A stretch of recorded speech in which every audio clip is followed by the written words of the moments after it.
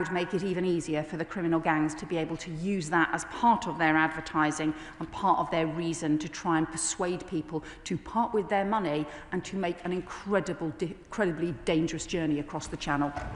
Rachel Maskell. Thank you, Madam Deputy Speaker. Stigmatising and dehumanising asylum seekers has stirred up race hate, thankfully by a small number, though, in our communities. And I'm really disturbed to see that racism perpetrated on the streets of York. However, I'm even more disturbed to hear that there are planned across the country assaults on asylum hotels, not least in York, where we have children and families staying. Could she set out what policing operations will be in place to protect those children and families from this hate and ensure their safety over the coming weeks? Madam Secretary. I think my honourable friend is right to point out the dangers of some of the kind of divisive language, the dehumanising language towards other human beings, and to point out our shared humanity. And we can have disagreements with people, we can have views about the way in which systems should work, about the way in which rules should be enforced, and recognise there will be people who need to be returned because they have no right to be in the UK, but also we can avoid the kind of demonising language that ends up escalating tensions or promoting hatred and violence, something that we in this country should never do. Louis French. Thank you, Madam Deputy Speaker. The Home Secretary today has described the people smugglers as criminals and the boat crossings as illegal. Does she therefore agree with me that those 29,000 individuals that have entered this country illegally from France this year should be classified as lawbreakers, and therefore those lawbreakers should at least be deported straight away or be banned from claiming asylum in the future? Madam Secretary. So the laws on illegal entry go right back to, I think, 1972. There's been a long-standing issue around illegal entry. I would say to him, his previous government's policy was to claim that everybody was going to be returned to France or to Rwanda, where they ran the scheme for 2.5 years, and 4 volunteers were sent. So nobody was actually returned, and they never managed to return anybody to France. What we are being clear is that we believe where people arrive on dangerous boat crossings or illegal routes, actually they should be returned to France as part of that pilot scheme. We've set up the pilot scheme to develop this. We want to build it, but it is something that the previous government never managed to do. There's no point in their fantasy claims. We need practical steps, which is what we are doing with France. Sir Jan Joseph. Thank you, Madam Deputy Speaker. One of the hotels that is housing asylum seekers in Kent is the hotel in Ashford. The decision to house them was taken by the Conservatives when they were in power. Many people currently living there are going through appeal process. So I welcome the decision to speed up appealing processes. Will my honourable friend reassure me and my constituents that this government will end up the use of the Holiday Inn as an asylum hotel as soon as possible? I can assure him that we will end asylum hotels, including the asylum hotel in his constituency. Part of the way we need to do this is to clear the appeals backlog, and the reason for setting up the new independent appeals commission is so that it can swiftly surge capacity if there are changes in the number of cases going to appeal, that they can actually respond much more quickly, and also to change some of the procedures so that they can do fast-track decision-making that can work then with returns for those who don't have a right to be in the UK. Liz Saville-Roberts. After the horrors of the last century, we pledged to protect people fleeing war and persecution. This included parents and their children, and today the asylum system is in chaos. This serves no one save those who peddle hatred. Border Force staff represented by the PCS union have produced a Safe Routes report outlining how a Ukrainian-style visa system would prevent deaths in the Channel and stop the smuggling gangs overnight. Will she listen to officers on the front line who are seeking to deliver a practical and a humane solution to the present chaos? Okay. Well, what I would say to the honourable member is the principle behind the France pilot that we want to build and grow is that people can apply through a legal process, go through proper security checks as well, but we will return people who come on these dangerous small boats facilitated by criminal gangs. Those principles, I think, are really important, that we want a system that can better return those who are being exploited by criminal gangs, undermine their business model, and who are using illegal entry. But alongside that, we do what our country has always done through history, which is to provide the legal processes controlled and managed to be able to support those who have fled persecution and conflict. It's what happened as part of the Ukraine scheme. It's what we will now seek to do as part of a refugee approach to students, and it's what we need to do to have a proper system across the board that does both things, that looks at dealing with the control, bringing more control into a chaotic system, and also having something that is true to our historic values. Clive Efford. I welcome my right honourable friend's statement today, and can I commend her for the way she's working with our neighbouring countries to try and deal with this problem. The approach of the previous government was basically to stand on the cliffs of Dover and shout abuse across the channel and tell the Conservatives that they should keep all refugees and we would take none.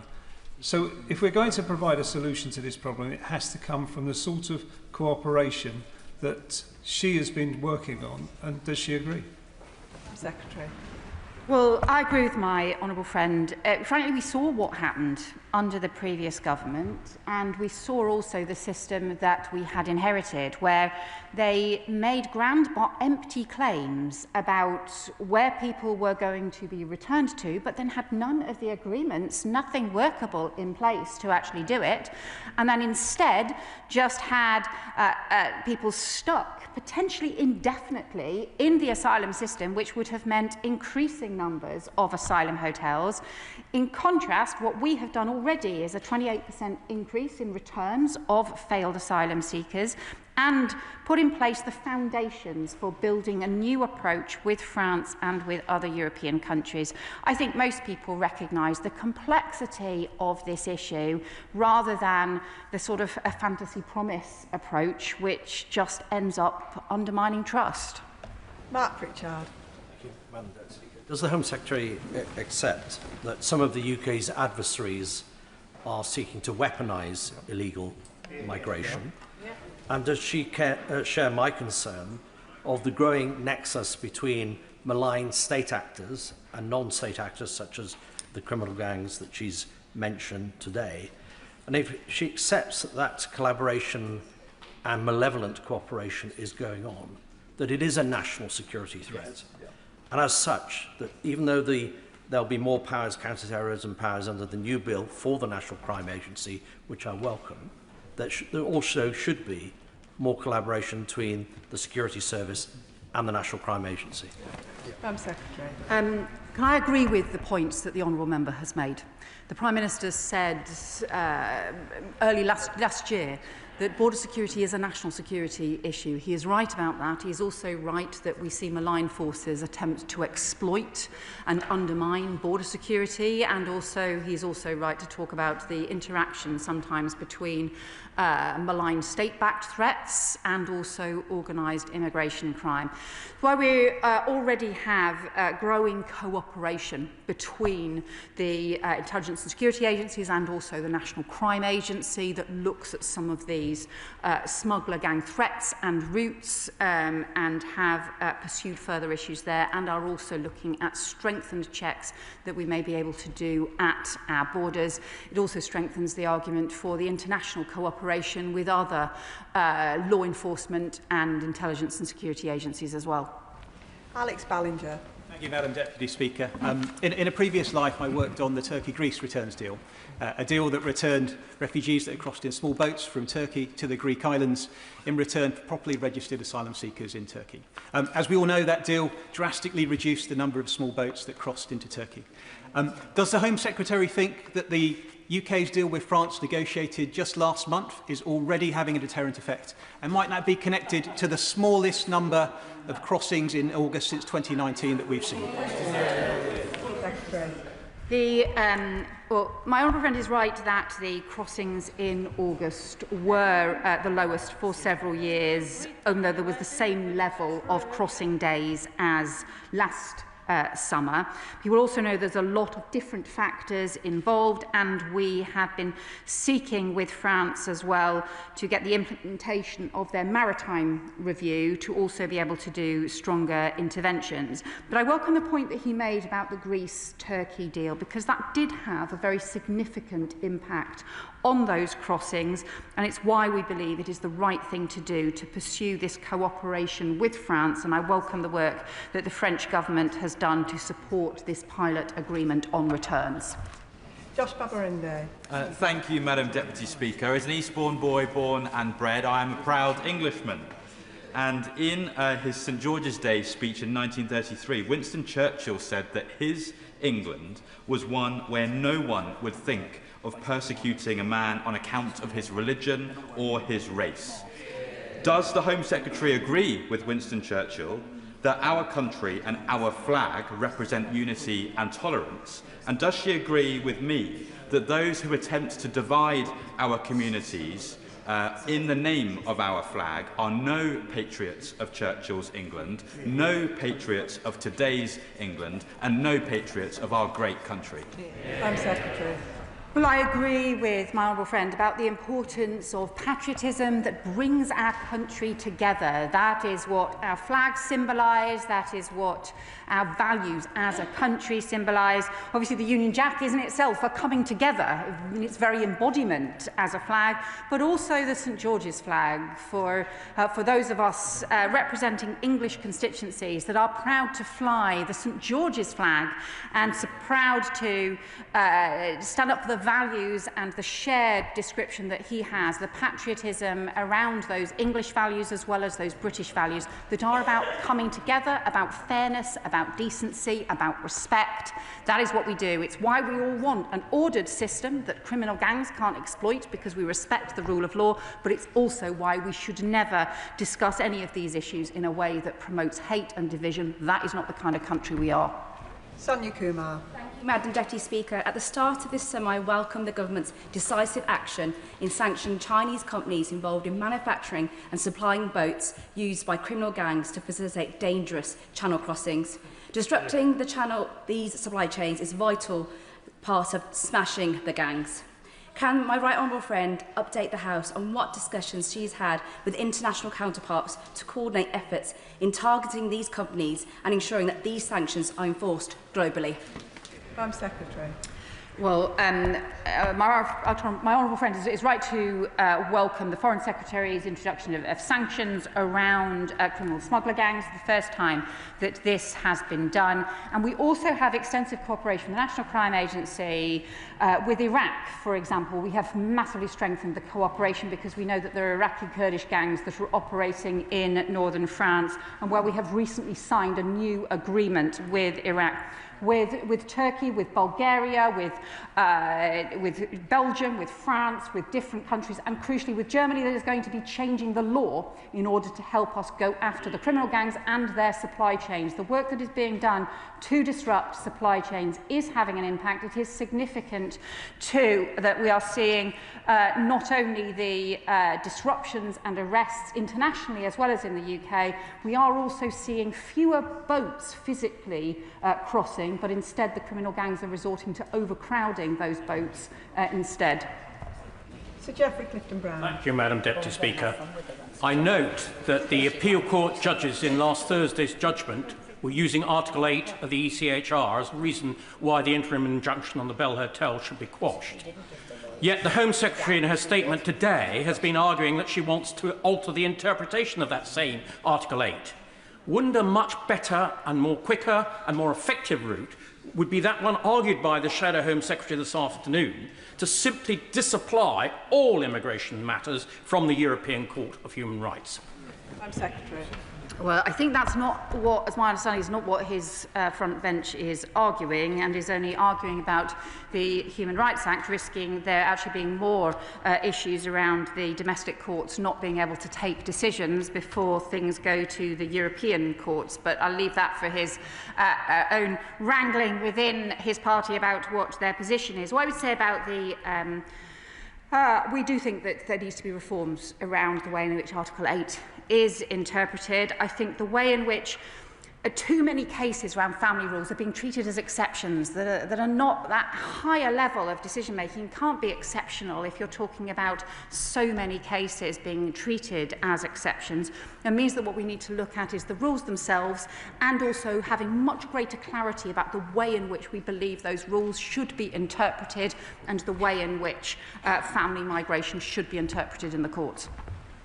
Thank you, Madam Deputy Speaker. Much has been said about the role of the European Convention on Human Rights, and it appears that the party of Churchill is seeking to abandon his legacy in their lurch towards the right, just as there is a growing consensus amongst European nations that we need to modernise it for today's times. Does the Home Secretary agree that Britain should be part of leading that change rather than leaving and turning us into Belarus or Russia? Home Secretary. Well, we do have a strong history of leading around international standards, around international legal frameworks. Of course, laws and the way in which they're interpreted need to move with the times and need to keep up to date with the new challenges, including in a world of mass communications. We face very different kinds of challenges than maybe 20 years ago or 50 years ago or more.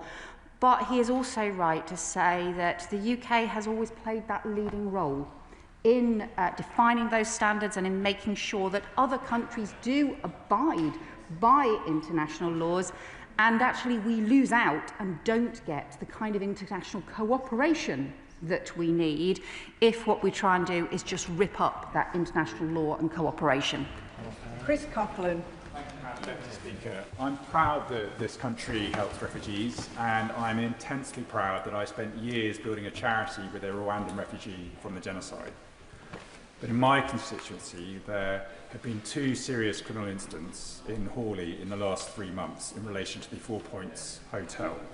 My constituents do have legitimate safety concerns, and although the police have acted promptly, what steps is the Home Secretary taking to ensure the 4 Points Hotel is closed as an asylum hotel as soon as possible? Well, the honourable member makes an important point. We want all asylum hotels to close, including in his constituency. We need to do that in a controlled and orderly manner as well. But I think what we also need to do is to strengthen the arrangements to ensure that the law is enforced and that rules are enforced, that public safety considerations are also taken seriously as part of the management of the whole asylum and immigration system. And it's why we are developing new partnerships between policing, immigration enforcement and the Home Office and asylum accommodation providers.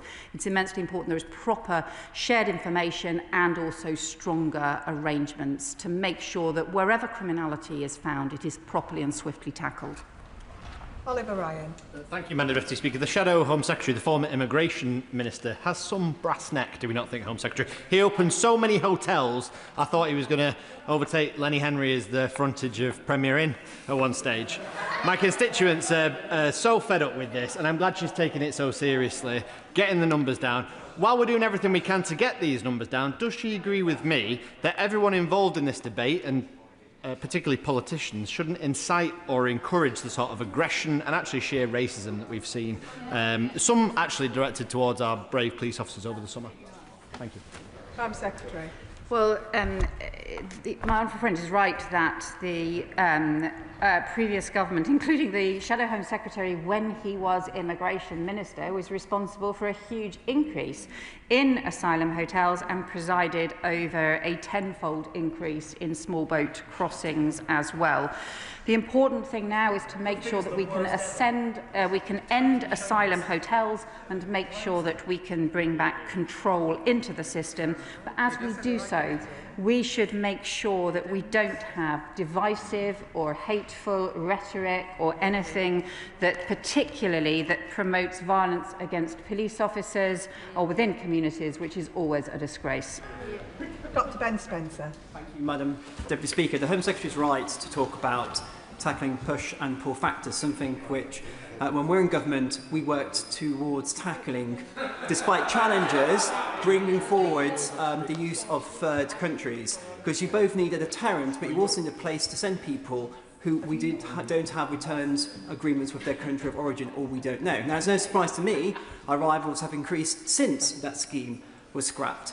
I understand there's a period of reset happening in Downing Street at the moment, so how long before we can expect her to come to the dispatch box to talk about a third country scheme that she'll be introducing?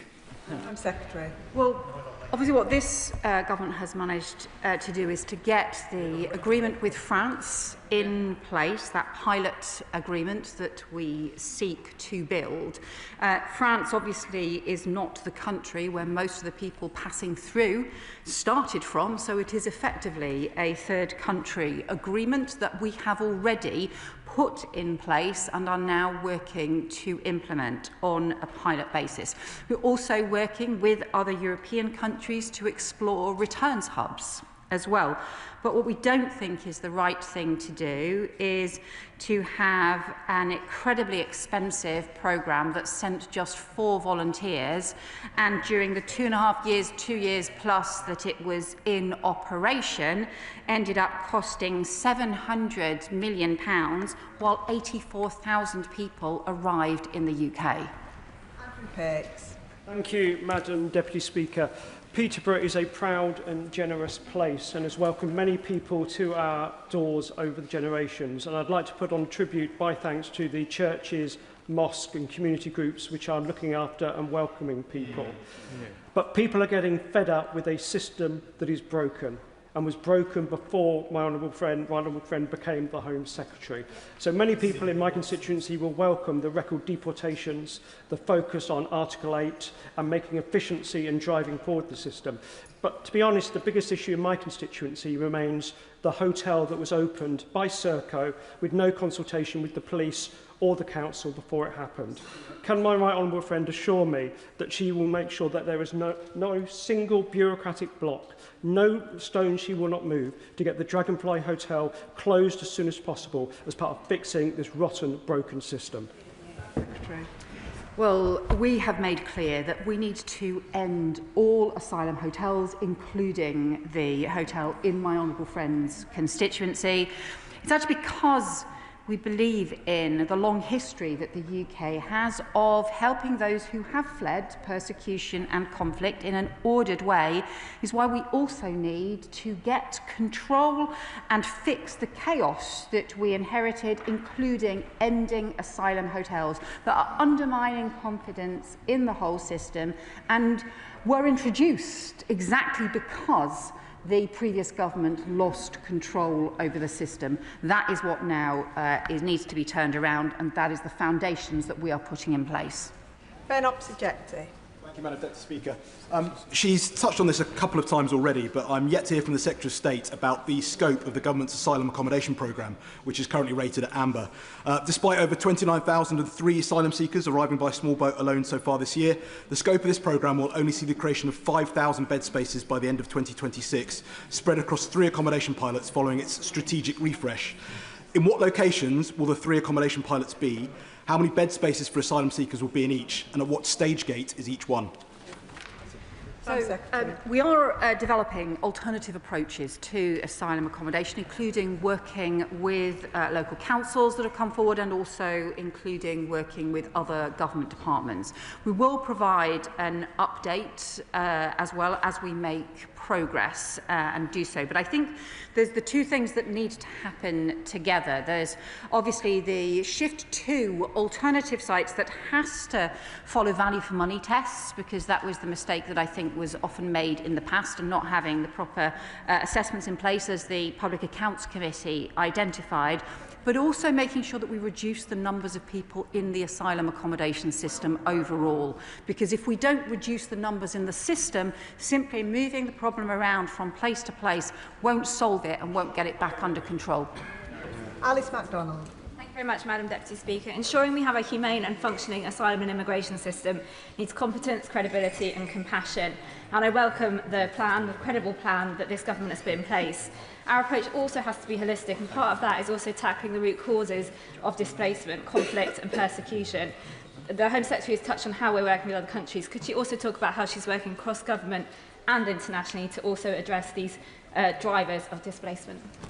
Secretary. And can I welcome the honourable member's point here, because she's absolutely right that any comprehensive, effective approach internationally, not just here in the UK, needs to look at the causes and the drivers of mass migration, of people who have fled persecution and conflict, but also some of the economic migration issues that have also caused significant challenges.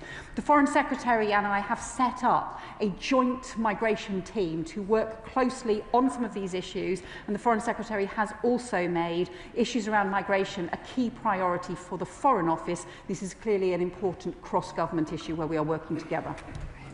Richard Ford. Thank you, Madam Deputy Speaker. When Labour was in opposition, it attacked the Conservatives for the small number of asylum seekers who would be removed to Rwanda as part of the Tory deterrent. Now the Conservatives are in opposition, they're attacking Labour for the small number of asylum seekers who will be removed to France as part of the Labour deterrent. Does the Secretary of State accept that for a deterrent to work, people considering this dangerous crossing need to know that it may be in vain? Home Secretary. Well, we have established the agreement with France as a pilot agreement, and we want to develop and expand it. It allows us to detain people immediately on arrival at Dover at Western Jet Foyle in order to then be returned. The first cases have been referred to France, and we expect the first returns to start during the course of this month. But I think there's also, as well as the impact in terms of undermining the criminal business model of the gangs, the deterrence issues that he talked about, there's also a really important principle here, which is for people arriving illegally on dangerous boats where they pay criminal gangs should be returned, but people should also then who apply through a legal route and then go through proper security checks, the UK should do its bit in a controlled and managed way and a capped way alongside other countries. Julie Minns. Madam Deputy Speaker, can I welcome the Home Secretary's statement, and can I strongly welcome the enforcement action recently taken by UK Border Force, Cumbria Police and local trading standards in cracking down on illegal trading and illegal working in retail in my Carlisle constituency. Will the Home Secretary reassure my constituents that there will be no let-up in this enforcement activity and that the same rigour will be applied to migrant workers working as delivery riders? Can I also welcome the law enforcement work in my honourable friend's constituency, and this is why we have set up a domestic organised immigration crime task force to be able to work across different police forces into those networks that are exploiting illegal working, that often have networks into all kinds of other organised crime as well, that undermine communities, that undermine town centres and also exploit individuals and undermine border security. We are strengthening that domestic work, which had never been done before as a result of some of the report by the Her Majesty's Inspectorate of Policing. Wendy Morton. Thank you, Madam Deputy Speaker. Under the watch of this Home Secretary, the fact is 2025 has been the worst year on record for small boat crossings. And whilst the government claims it wants to end the use of asylum hotels, the Right Honourable Lady is not telling us when, and so I'd like some reassurance today that she will not, as a result of this, we will not see an increase in HMOs or the use of local houses or local flats to rent for these particular individuals, nor will we see any increase of costs to local councils. Home Secretary. Well, unfortunately, the position that we inherited from the previous government that her front bench wants to go back to actually had the freeze on asylum decisions and would have left us with tens of thousands more people in asylum hotels. We will end asylum hotels over the course of this Parliament, but we need to do it not simply by moving people to different kinds of accommodation, and I do think that is an important point, but also by reducing the overall size of the asylum system. If we don't reduce the overall size of the asylum system, because their policies were doing the opposite, they were increasing it, then actually we will never solve this problem or rebuild the confidence of the people across the UK. Thank you, Madam Deputy Speaker. In the East End of London, we have a proud history of welcoming refugees and migrants, many fleeing war and persecution. Yet we've seen over recent years and months the political and media establishment complicit in the normalisation of Islamophobia and anti-migrant rhetoric, with campaigns targeting asylum seekers outside hotels over the summer and resorting to violent aggression, including yesterday in my constituency. This is putting all of us at risk. Could the Home Secretary say exactly what she will do to ensure that asylum seekers, refugees, migrants and all those who live in my constituency can live safely from attempts, including organised by the far right, to create fear and division in our area? Home Secretary. Well, everyone has a right to be safe, everyone has a right to respect, and the pursuit of division and hatred and violence is never acceptable, both as part of the immigration and asylum system, but also more widely across our country. It's hugely important that alongside all of the reforms we introduce, because we do need reforms to the system, we also have a clear recognition of the importance of our shared humanity and the importance of preventing any kind of violence, hatred or the kinds of tensions and problems that she describes. Richard Tice. Thank you, Madam Deputy Speaker. With crossings up over 40% this year alone at some 30,000, clearly the government's current policies are acting as a magnet, not a deterrent. So when will the Home Secretary realise that the only effective deterrent is to detain and deport everybody who comes here illegally, and to do that we must leave the European Convention on Human Rights? Home Secretary. Well, this government has increased the returns of those who have no right to be here since the election, including a 28% increase in returns of failed asylum seekers. We're strengthening enforcement and bringing in new counter-terrorism powers to go after the criminal gangs, counter-terrorism powers that incomprehensibly his party has voted against and seems to be opposing the action that we need to go after the criminal gangs. If he would support them, if the Conservatives would support them, we could bring those powers in swiftly in the course of a few months and give our law enforcement the powers to take stronger action against those criminal gangs. And I hope he would support the agreement with France as well that does provide for the immediate detention of people arriving in the UK and returning them also to France as well. The trouble with his party's policies is, frankly, they sound an awful lot like the last Conservative government's policies that totally failed. And so whilst the previous Conservative government was chaos, his party just seems to be chaos on steroids. They're not trying to solve the problem. All they're trying to do is exploit it. What we need is a properly controlled and managed system that goes after the criminal gangs who should not be able to get away with their vile trade. Alex McIntyre. Thank you, Madam Deputy Speaker. Gloucester has a proud history of being a welcoming and diverse city, and just last week I was pleased to attend the Ukrainian Independence Day celebrations in my constituency with some of those who have sought refuge in our city. But many of my constituents have written to me, particularly those who live next door to the asylum hotel that was opened by the last Conservative government, with legitimate concerns about the future of that site and the impact of things like protests on their front doorsteps. So can she reassure my constituents that the policies that she's announced today will speed up the closure of that hotel as for use for asylum seekers, and will she meet with me to discuss the impact of those sites on local residents in Gloucester? Madam Secretary. Well, I can tell my honourable friend that we will end asylum hotels, we will close asylum hotels that the previous government opened, including in his constituency, and it is hugely important that we do so. He is right to talk about the long history of people right across the country, including the more than 100,000 families who came forward to offer homes to Ukrainians at the beginning of Putin's war and invasion of Ukraine.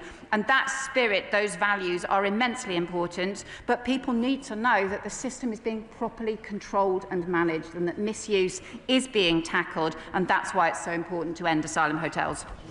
Lewis Cocking. Deputy Speaker, it is clear that the government has lost control. The government are going against their own election manifesto by taking it through the courts. So I've asked before with no answer, so I'll ask again. Can the Home Secretary give me a date when the hotel in my constituency of Broxbourne will close to illegal asylum seekers? Madam Deputy Speaker, we have been clear. We will end the asylum hotels that were opened by the previous government, and we will close those asylum hotels. And hopefully, if he can support the reforms that we will introduce on the appeal system so we can speed those back through Parliament and clear the backlog, I hope he will support the increase in decision-making that we have had to introduce after his party froze decision-making and created a soaring backlog that would have increased the numbers of people in hotels, and I hope he would support the Border Security and Asylum Bill that is currently passing through the House of Lords, passing through the other place, because that will bring in stronger counter-terrorism powers to be able to go after the criminal gangs who are organising small boats in the first place, which sadly his party is still opposing. Lewis Atkinson. Thank you, Madam Deputy Speaker. We must stop criminal gangs from launching illegal crossings at source from the French coast. So could the Home Secretary update us on this conversation she's having with the French authorities to ensure that their tactics include intervening in shallow waters to stop as many of these boats at source as possible? Well, the French government has been undertaking the maritime review. It is something that the Interior Minister has also been pursuing very strongly in order to ensure that there can be intervention in French waters. Currently what's happening, we've seen the small boats, the criminal gangs operate these taxi boat tactics to load people onto the boats in shallow waters, and some of the disgraceful scenes that we have seen as a result.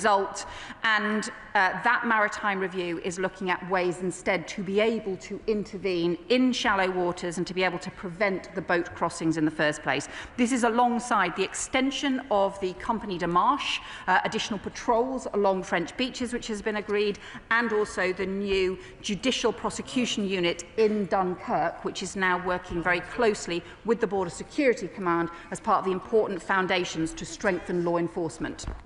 Jim Allister. Thank you, Madam Deputy Speaker. Whatever the promised tinkering with Article 8, the reality is that this government, or any government, will only get a grip on the out-of-control illegal immigration by quitting the ECHR. I agree that Article 8 is a problem, but the answer is Article 58, which is the one that allows the government to serve notice that it's leaving the ECHR. And unless and until it does that, we're not going to solve this problem. Could I ask the Home Secretary this? How does she hope to sort out this mess while her every action is subject to the foreign stipulations and ultimately the foreign court that is diligently applying the very ECHR to which she clings? Isn't that mean we go round endlessly in a circle? And when it comes to the appeal panels, will they be subject to judicial review, where again the ECHR can be relied on? Right.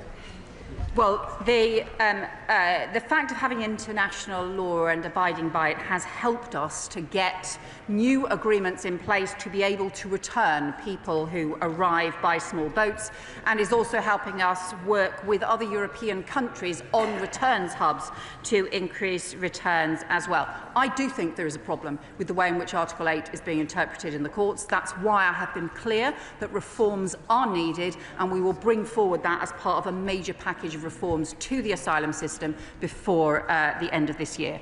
John Slinger. Thank you, Madam Deputy Speaker. The Conservatives and Reform appear to be engaged in competitive populism, and one of the consequences of that is opportunism. And in that light, does my right honourable friend agree that it's surprising that they pose as the party on the side of local democracy when it comes to asylum hotels? Can she confirm not only did the current Shadow Home Secretary decide in March 2020 to suspend the practice of consulting local authorities before opening asylum hotels in their area, but that the practice remained suspended for the rest of the time they were in government, even after the emergency of the pandemic ended?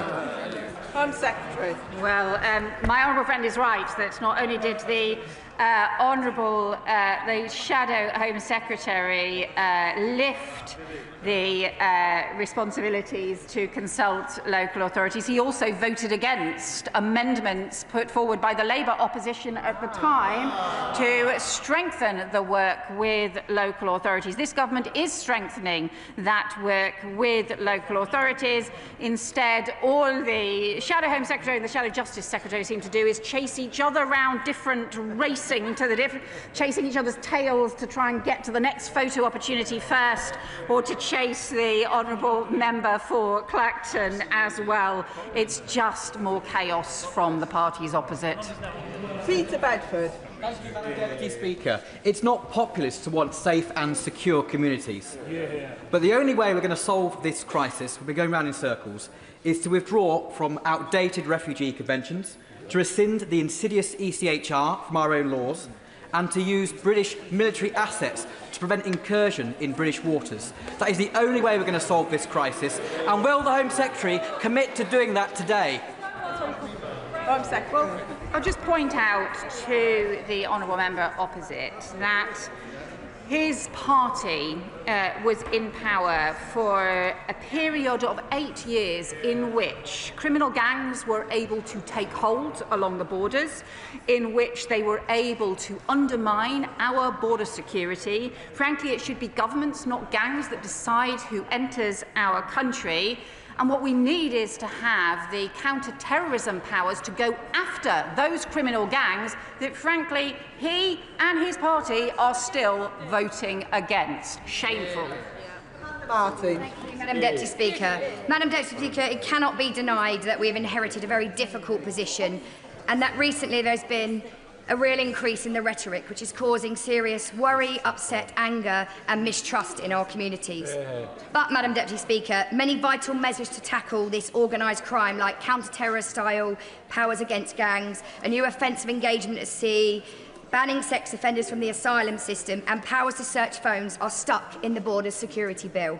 Does my right honourable friend agree with me that if the Tories and Reform were really serious about these changes, they would stop voting against and organising against this bill and put their constituents and my constituents in Portsmouth North at the heart of this and let us put this bill in force? My honourable friend is exactly right. The Tories and Reform could start working with us tomorrow to speed up the passage of this crucial legislation that would give our law enforcement counter-terrorism powers to go after smuggler gangs, that would mean new offences, that would mean they could download and search the mobile phones of people arriving on small boats, and would mean, crucially, that they could ban sex offenders from the asylum system altogether. You'd think that the parties opposite would support this. Instead, they have been blocking it. It's shameful. Cameron Thomas. Madam Deputy Speaker, our country should be proud that in the 1930s we welcomed 10,000 Jewish children from Europe upon the kinder transports. Alas, our predecessors would not countenance bringing across their parents, and we know that the cost of that decision was that those parents were massacred in the Holocaust. There has always been vocal opposition to migration in this country, but I remind the government that responsibility lies with them. Across our country today, thousands of vulnerable refugees are afraid. They are afraid of the rise in right-wing activity and in right-wing rhetoric. Rhetoric this government has flirted with. I invite the government not to follow the Conservative Party or Reform UK into the abyss and to treat this issue with the compassion it deserves. Secretary. Well, the honourable member refers to the kinder transport as well as the important support for children there. The UK also took Jewish orphaned children from concentration camps and provided them a home, important future in the UK as well. And we have a long history of supporting those who have fled persecution and conflict. But that is exactly why it's so important that the system needs to be properly managed and controlled. That's why it's so important that we tackle the chaos that we've inherited. It's why it's so important that we strengthen our border security as well in order to restore confidence in the very system and the very values that he describes that are so important. This government will never pursue the kinds of violence promoting rhetoric that can cause such division. We will always be responsible and serious about the practical steps that need to be taken to deal with the chaos we inherited. Paul Wall. Madam Deputy Speaker, I warmly welcome the Home Secretary's statement today, particularly the UK-France migrant deal, which provides a safe and legal route for all those families genuinely fleeing persecution, but who play by the rules and want to enter the country legally. And also it balances that with the need to remove from this country and send back to France those who try to jump the queue in small boats. But, Madam Deputy Speaker, can the Shadow Home Secretary suggested that the potential figure of 50 returns a week under this pilot scheme is not enough. So can the Home Secretary remind the House that under the last government there were 128,000 people who crossed the Channel, and of those, how many were returned to France? It wasn't 50 a week, it wasn't 100 a week, it was 0 a week, every week for 6.5 years. My honourable friend is exactly right. The previous government made a whole series of grand but empty claims.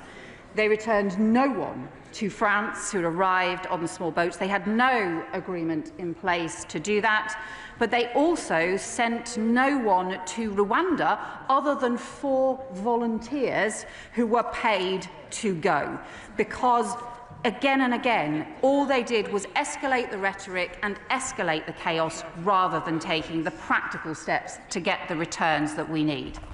Neil Shastrahurst. Thank you very much, Madam Deputy Speaker. And in her statement, the Home Secretary set out that they would have an independent body to process asylum appeals. Well, that only works if it's delivered at pace, if it's resourced, and if it's well staffed. So can the Home Secretary set out when they will start recruiting arbitrators and support staff, when they will be operational at full pelt, will it operate 7 days a week, and if in a year's time we come back from next summer's recess and the immigration rates are higher than they were this year, will she take personal responsibility? Madam Secretary. Well, we're seeking accelerated legislation to bring in the new Independent Appeals Commission, and he will know that once that legislation begins its passage through the House, it is then possible to start implementation and to make sure that we can invest in getting the adjudicators, the trained adjudicators, in place as well. So we will set out an update before the end of this year, both of the timetable and also the further details around how that appeals system will work. It obviously has to be fully independent from the Home Office and fully independent from the government, but it needs to be able to surge and respond swiftly in order to prevent huge backlogs growing up. I really hope that he and his party will be able to support this legislation, because then we can move through much more quickly and make sure that we can implement the new body much more quickly as well. Dr. Scott Arthur. Thank you, Madam Deputy Speaker. I forgot how much I enjoyed bobbing.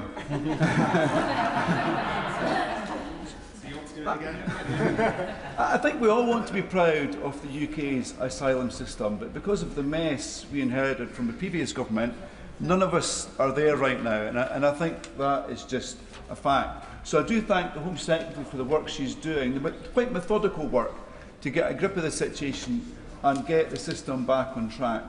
It really pains me, though, that some of the people who are behind this mess are now sitting opposite and are seeking to weaponise it rather than apologising to the country.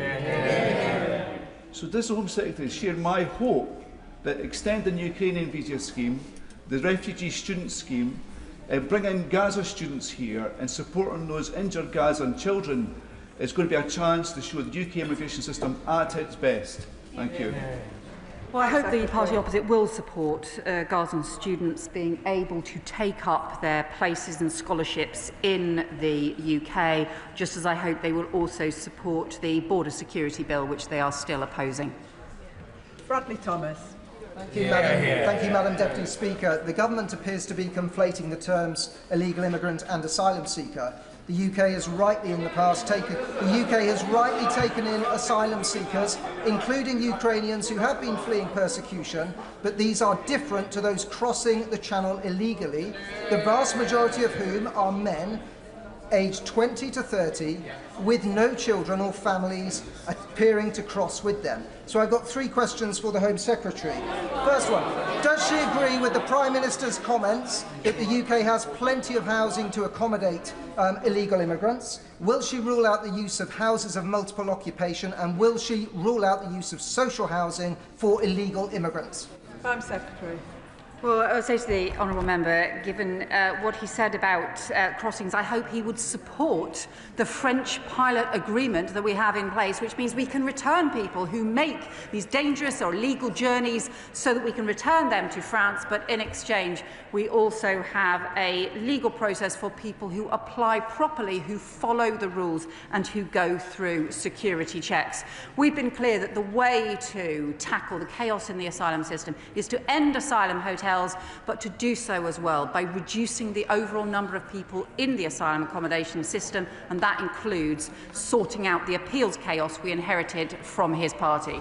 Peter Swallow. Thank you, Madam Deputy Speaker. Respect for each other and respect for the rule of law. The Home Secretary was right to emphasise those as fundamental British values, and they're underpinned by our robust human rights framework, which underscores and protects individual liberties. Winston Churchill knew that, which is why he was such a supporter of the ECHR after World War II. So will the Home Secretary do all she can to protect our human rights framework from those on the opposition benches who would tear it up for a cheap headline by campaigning as hard as she can to make sure that the ECHR is fit for the 21st century and can restore public confidence? Home Secretary. My honourable friend is right that we do need reforms, but we also need to recognise that international law can help underpin international cooperation. The criminal gangs operate across borders and exploit the fact that too often governments don't operate across borders and law enforcement doesn't operate across borders in order to go after them. So that's why we need that international cooperation in place, underpinned by legal framework. Caroline Verdon. Thank you, Madam Deputy Speaker. The national conversation on immigration and asylum is being dominated loudly by colleagues in this place who have a sorry track record of stirring up division, dehumanising people who are seeking sanctuary from some of the world's harshest regimes and conflicts, and many of my constituents raised their fears with me this summer. As immigration has soared since we left the European Union, would the Home Secretary agree with me that the architects of the damaging Brexit campaign are probably the least likely people to have the answer to the small boat crossings, and that we must do all we can to emphasise the benefits and value that migrants bring to the UK, as they have done for centuries? Home Secretary. Well, it is the case that the Conservative Party in government managed to also both create the chaos in the asylum system, let criminal gangs take over along our borders, but also saw legal migration quadruple in the space of just 4 years. Immigration has always been an important part of our history, but that is also why it needs to be properly controlled and managed in a fair and sensible way. That hasn't happened too often in the past, but it needs to do so also in a way that is serious and respectful to other people, to make sure that we as a country come together at the same time as making sure there are proper controls in the system. Jim Shannon. Thank you, Madam Deputy Speaker. Can I thank the Home Secretary for her statement? And does the Home Secretary accept that the frustration that many feel about illegal immigration must not ever be confused with the opinion of those who come and add to our society in the NHS, in agriculture or many other jobs in which we rely on help from foreign nationals? And will the Home Secretary not accept that the route to the UK from the Republic of Ireland through Northern Ireland is feeding that frenzy? And will the Home Secretary finally, rightfully, block the current loopholes and close the backdoor access from the Republic of Ireland to the United Kingdom? Thank you. Secretary. Well, my honourable friend is right that people have long supported people coming to work in our NHS, coming through legal routes. Those do also have to be controlled and managed, and the way in which legal migration quadrupled under the previous government, I think, was a serious problem, and that is why we are bringing legal migration down. That's why we put that in the immigration white paper.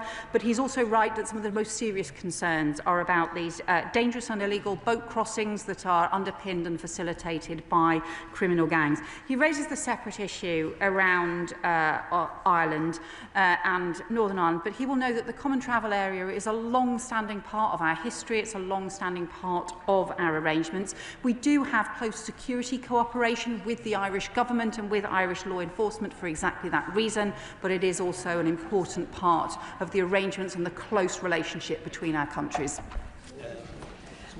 That concludes the statement, and can I thank the Home Secretary and members for their time. The Home Secretary has been on her feet for around 2.5 hours and we've had over 80 backbench contributions. We'll now give the House a few moments to settle and for the front benches to swap over.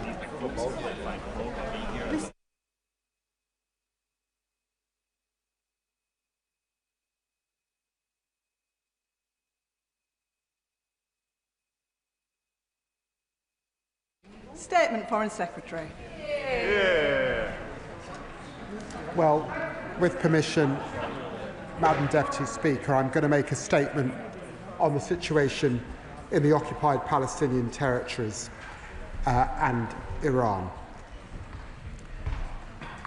In Gaza on the ground, it's unimaginably bleak.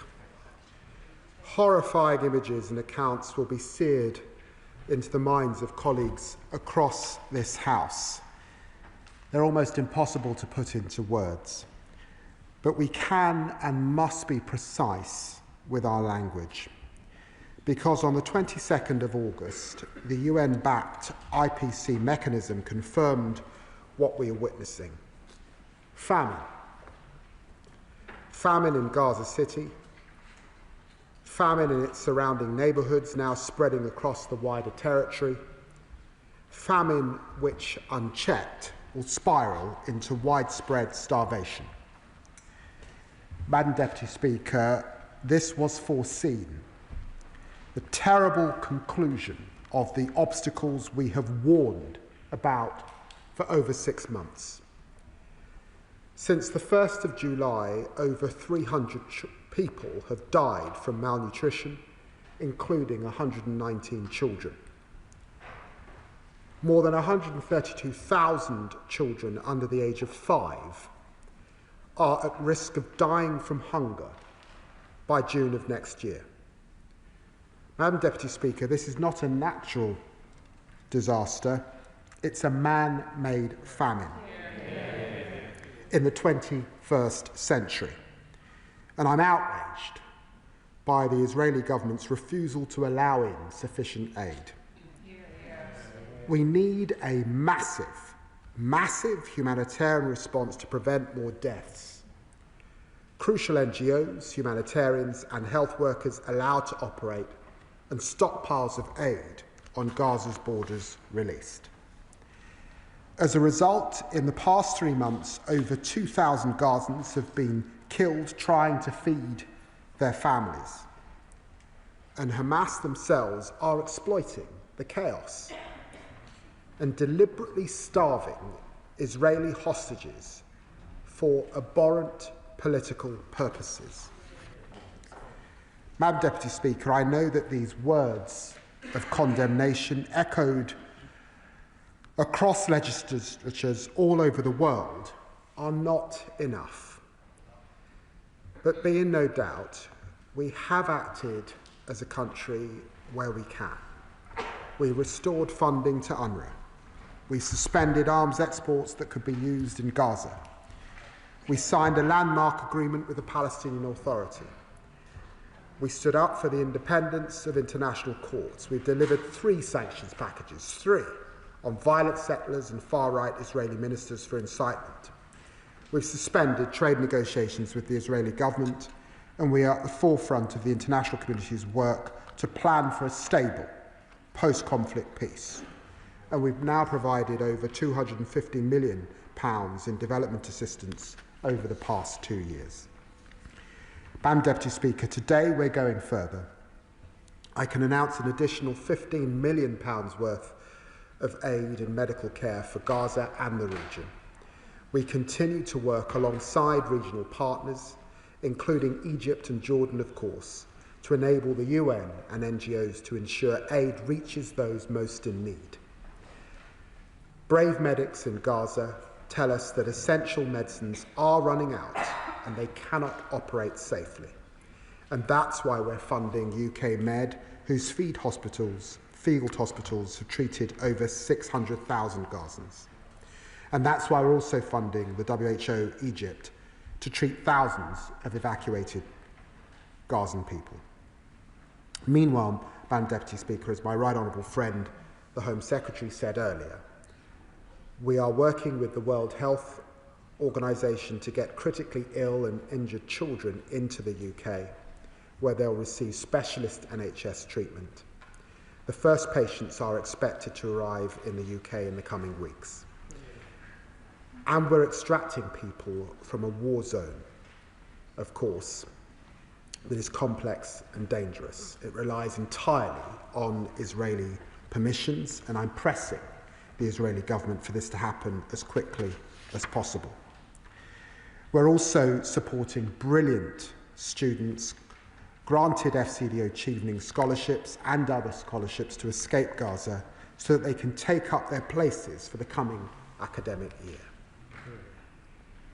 Madam Deputy Speaker, I recognise that this only touches the edges of this catastrophe. We all know that there is only one way out: an immediate ceasefire. An immediate ceasefire that would see the unconditional release by Hamas of all hostages. An immediate ceasefire that would see a transformation in the delivery of aid. We know this. Our US and European allies know it. Our Gulf partners know it too. And I'm working night and day with them to deliver a ceasefire and a wider political process to deliver long-term peace.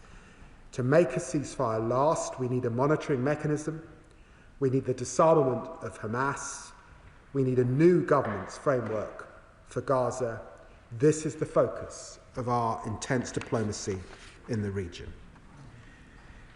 In contrast, further military operations in Gaza City will only prolong and deepen this crisis. So together with our partners, we demand an immediate halt to this operation. Each week brings new horrors.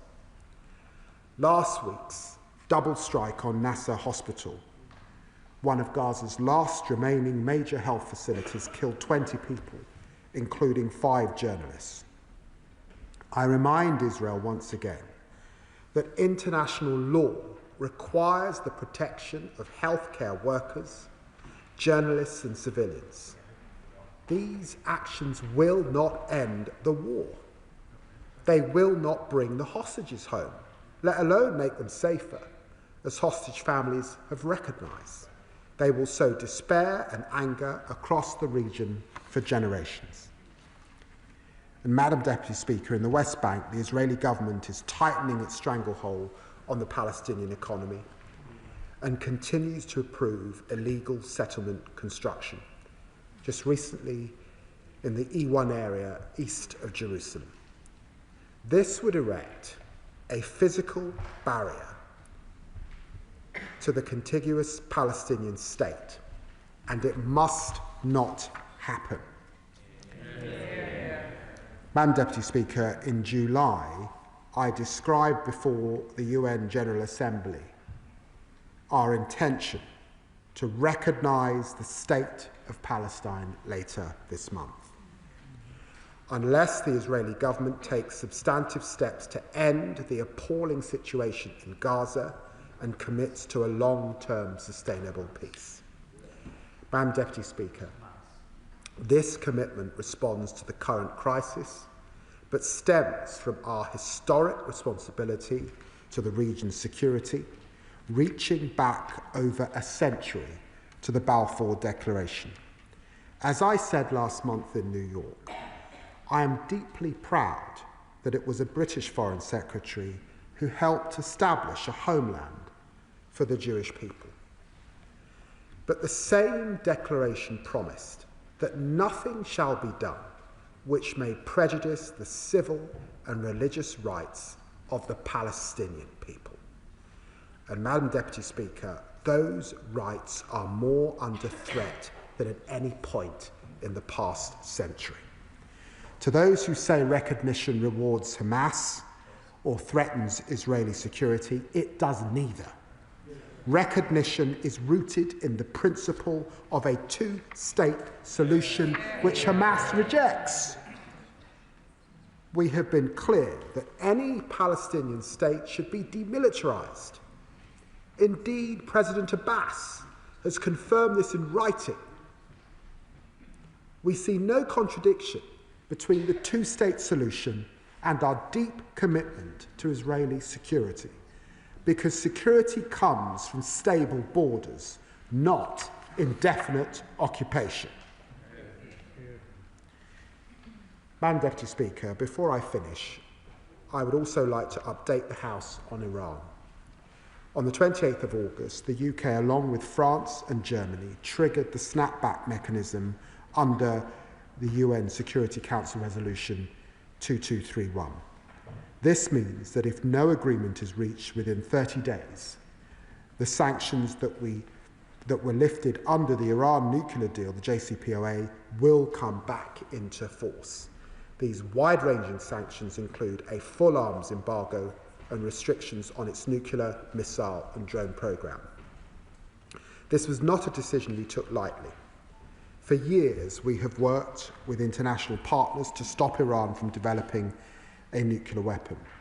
The 2015 deal was meant to do just that, but Iran has repeatedly undermined the agreement. Iran's stockpile of enriched uranium is now 40 times over the limit that was set by the JCPOA. Despite this clear escalation, we have made every effort over years of negotiations to bring Iran back to compliance. These efforts have continued in recent months. I've urged Foreign Minister Araghchi to de-escalate and choose diplomacy. In July, we offered Iran more time if it agreed to return to negotiations with the United States and to restore full access to the International Atomic Energy Agency. Last month, I warned Iran that time was short and we would have little choice but to trigger snapback. I regret to inform the House that Iran has not complied with its legal obligations nor chosen the path of diplomacy, so we have had no choice but to act. I have long been clear that I will not allow snapback to expire without a durable and comprehensive deal. It would be unacceptable to allow this issue to fall off the UN Security Council agenda despite the threat posed by Iran's nuclear programme. But snapback is not the end of diplomacy, Madam Deputy Speaker, as Secretary Rubio has also recently underlined. Iran can still meet our conditions. It can restore full IAEA access. It can address our concerns about its stockpile and enrichment and return to negotiations. Alongside our partners, I will continue to urge Iran to choose this path.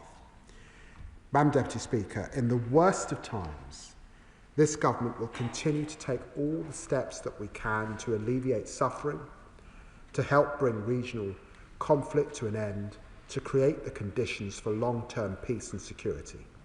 We will not rest until there is a ceasefire in Gaza. The hostages are returned.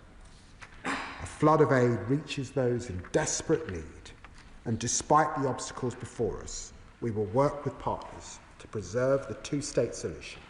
I commend this statement to the House.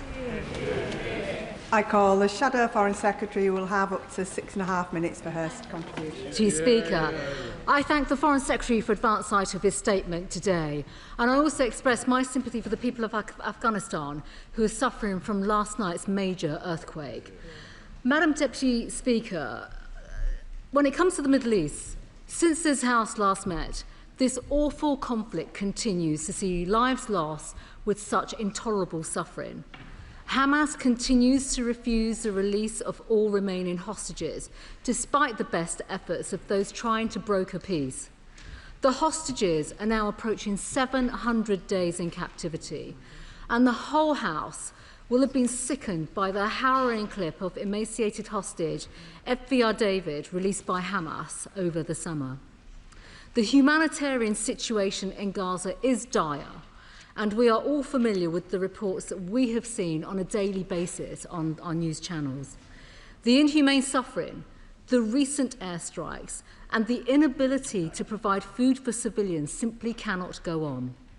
We all want an urgent and sustainable end to this conflict, the release of the hostages from terrorist captivity, and to see aid for the people of Gaza. There are key questions for the British government to answer.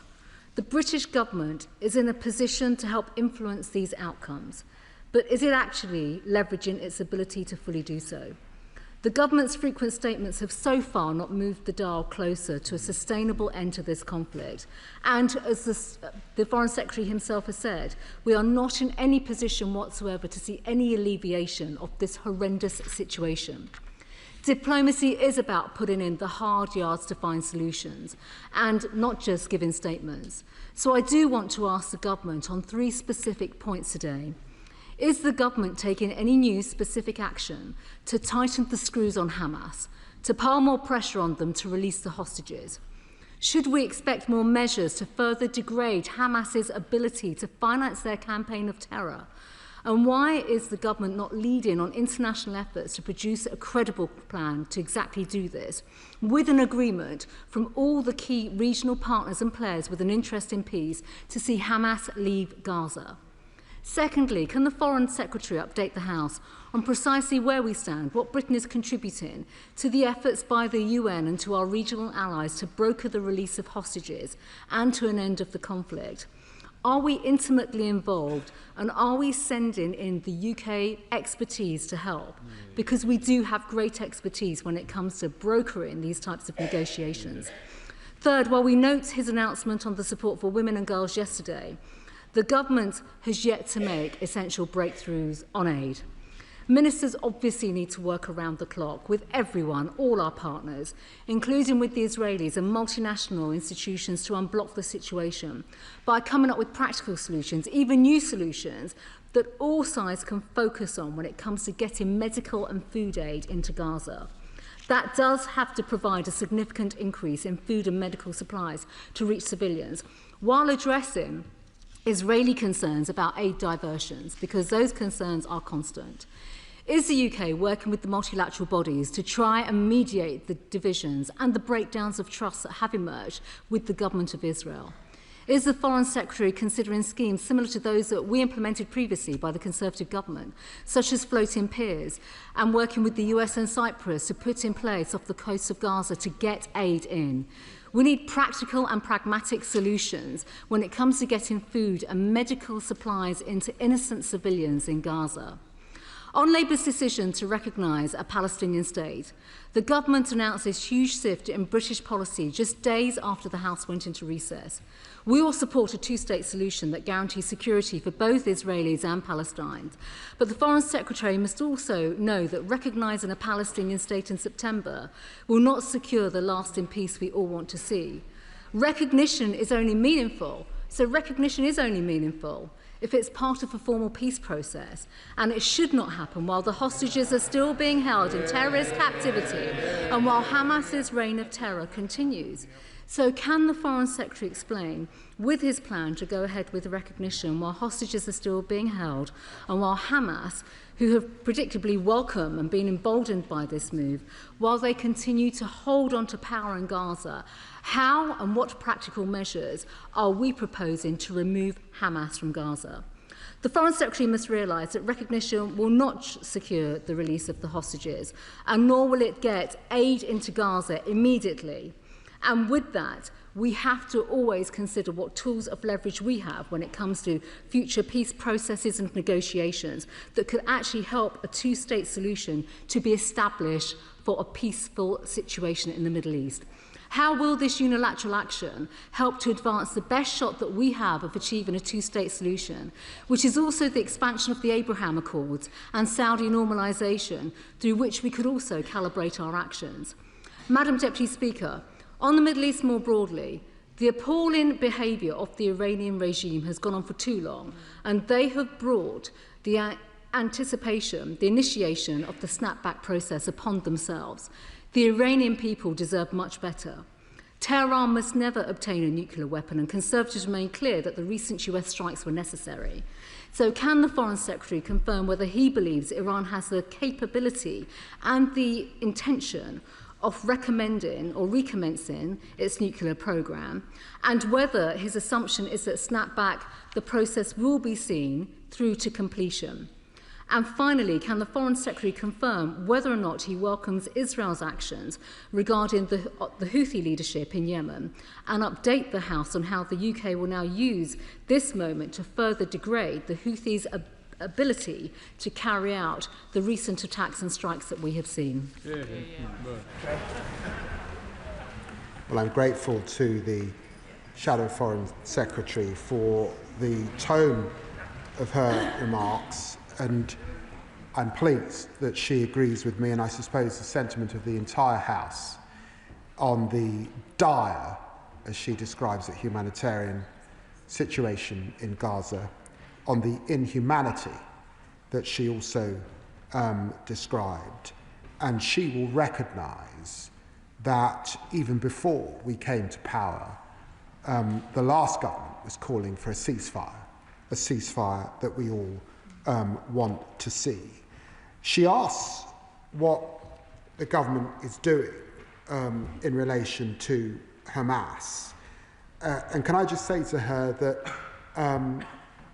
in New York, with our Arab partners, with the French and others, we were doing just that, supporting the Prime Minister's framework for peace, working with colleagues to establish the circumstances of the day after. We've been crystal clear there can be no role for Hamas. We need the demilitarization of Gaza, and we are working with partners to try and set about the trusteeship, the new governance arrangement with Gaza. And of course, no government is doing more than we are. We signed an MOU with the Palestinian Authority. We're working with them on reform in a deliberate day-to-day action, because there must be a role subsequently for the Palestinian Authority. And she asks what new solutions might be found on aid, and that's where I depart with the sentiment of what she's saying, because I'm not sure we need new solutions. It's the old ones. It's UNRWA. It's OCHA. It's the World Food Programme. They exist. They exist. Let us support them. That is why it was this party that restored funding to UNRWA when it was opposed by the opposition. That is not what feeds, I say to her gently, that's not what feeds women and girls. The mechanisms are there. They work all over the globe. It worked last time when we had a ceasefire. Suddenly the trucks went up to 600, 700. We can do it once more. That is the position of the UK government. I spoke to Tom Fletcher at the UN this morning to get the latest. The moderately good news is that truck movements are up in August over where they were when I last updated the House as we came to recess in July. But he reminded me 60 or 70 trucks a day is nowhere near where it needs to be. And one of the reasons why I found the extra resources today is because we know also that the medical situation is dire, and the work that we can do with UK Med is so important and so valued, even up against that horrific situation. And let me be crystal clear. Hamas is a terrorist organisation. Our demands are unconditional and have not changed. The hostages must be released without delay, and there can be no role for Hamas. But equally, she will have seen the situation in the West Bank. She didn't comment in her remarks on the E1 development, running a coach and horses through 2 states. 2 states has been a united position of every single party in this chamber. That is why we set out the plans that we did towards recognition. Unless we get the breakthrough that we need on the ceasefire and a full process, we will move to recognition when the UN meets at UNGA in New York. I'm grateful for her support on Iran and the snapback. My assessment is that no country needs the percentages of enriched uranium that we see in Iran. We don't have them in our country. We don't have them at sites like Sellafield and other, Urenco. There's absolutely no need for them. We need a baseline, and that's why we need the inspectors back in. We need to know where that highly enriched uranium has now gone, and that's why we've been very clear with the Iranians on the need to trigger snapback, and that we will see those sanctions come back unless we can reach a diplomatic solution in the next 30 days. Chair of the Select Committee, Dame Emily Thornberry. Thank you very much, Madam Deputy Speaker. I read with alarm yesterday's report in the Washington Post detailing a plan that's circulating amongst the Trump administration about the future of Gaza. They call it the Great Plan. It proposes the total transformation of Gaza into a tourist region, a high-tech hub under temporary US administration. What's going to happen to the Gazans? Well, 2 million of them are going to be temporarily relocated to other countries, including Somaliland and South Sudan. Forced population transfer is contrary to and a complete violation of international humanitarian law. Madam Deputy Speaker, there must be serious thought given to the day after for Gaza, and my committee recommended as much in our report that was published in July. But this unserious, illegal and deeply dystopian plan cannot be the sum of that thinking. So what is the government doing to dissuade Donald Trump from following this path? And what, alongside regional and European allies, are we doing to put forward a serious plan for a peaceful future in Israel, Gaza and the West Bank, ready for the day after that this terrible war finally comes to an end? Foreign Secretary. Well, I'm very grateful to the Right Honourable lady and dear friend for her remarks, and I would want to commend the work of her Select Committee on the day after and the thoroughness of approach that's required. I have read the reports, but it's sort of speculative stuff that I've seen in different news articles. It's not a comprehensive approach. And in my discussions with the US system, nothing that along the lines of what she said have I seen confirmed. The day after requires the removal of Hamas. It cannot be about the displacement, further displacement of the Gazan people.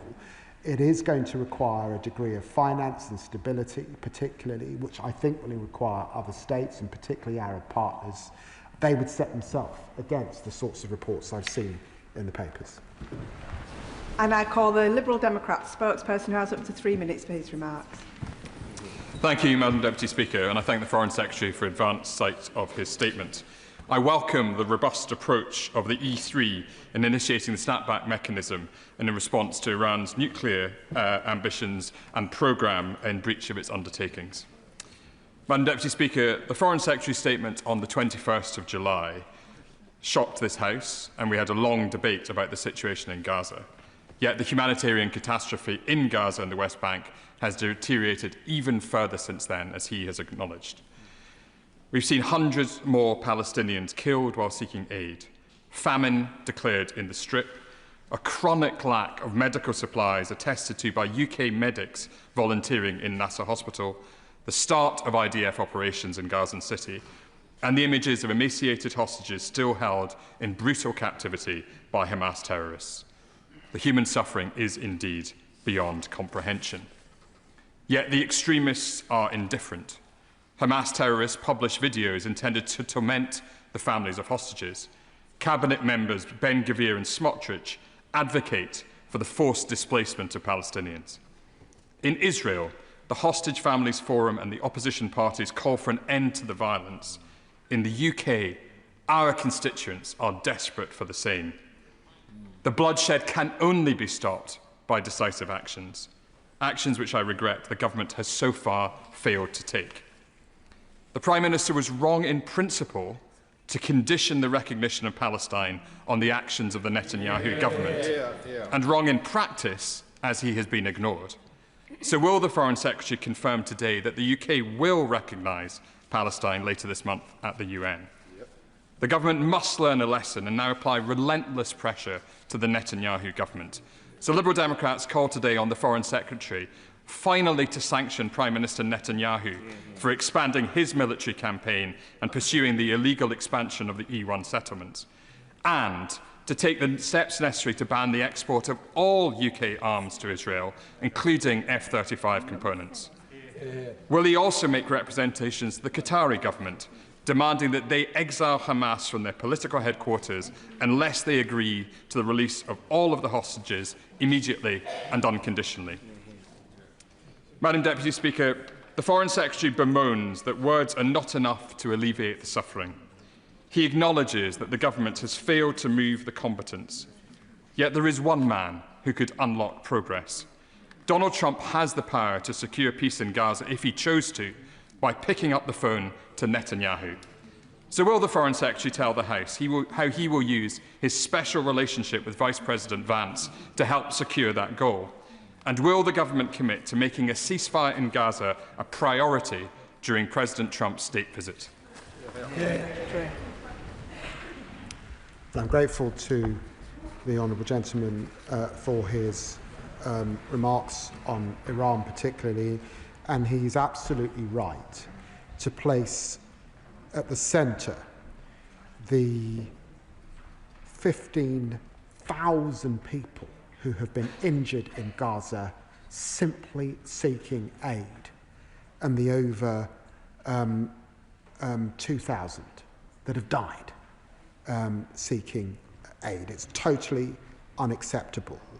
And he's right too to remind the House about the position of the hostage families, who are crystal clear that they do not want to see further military endeavour and operation in Gaza City. What they want is a ceasefire, and they fear that further military endeavour will actually harm their loved ones further, not succeed in bringing them home. He criticises our position on recognition. I'd ask him to reflect on that, because it must be right that the government continues to give diplomacy and opportunity as we head to the UN alongside other partners. And surely he would want us to be working with our French, our Australian, our Canadian partners as we head to that gathering in UNGA. And surely he would want to see the Israelis commit to a ceasefire, commit to a process, end the war.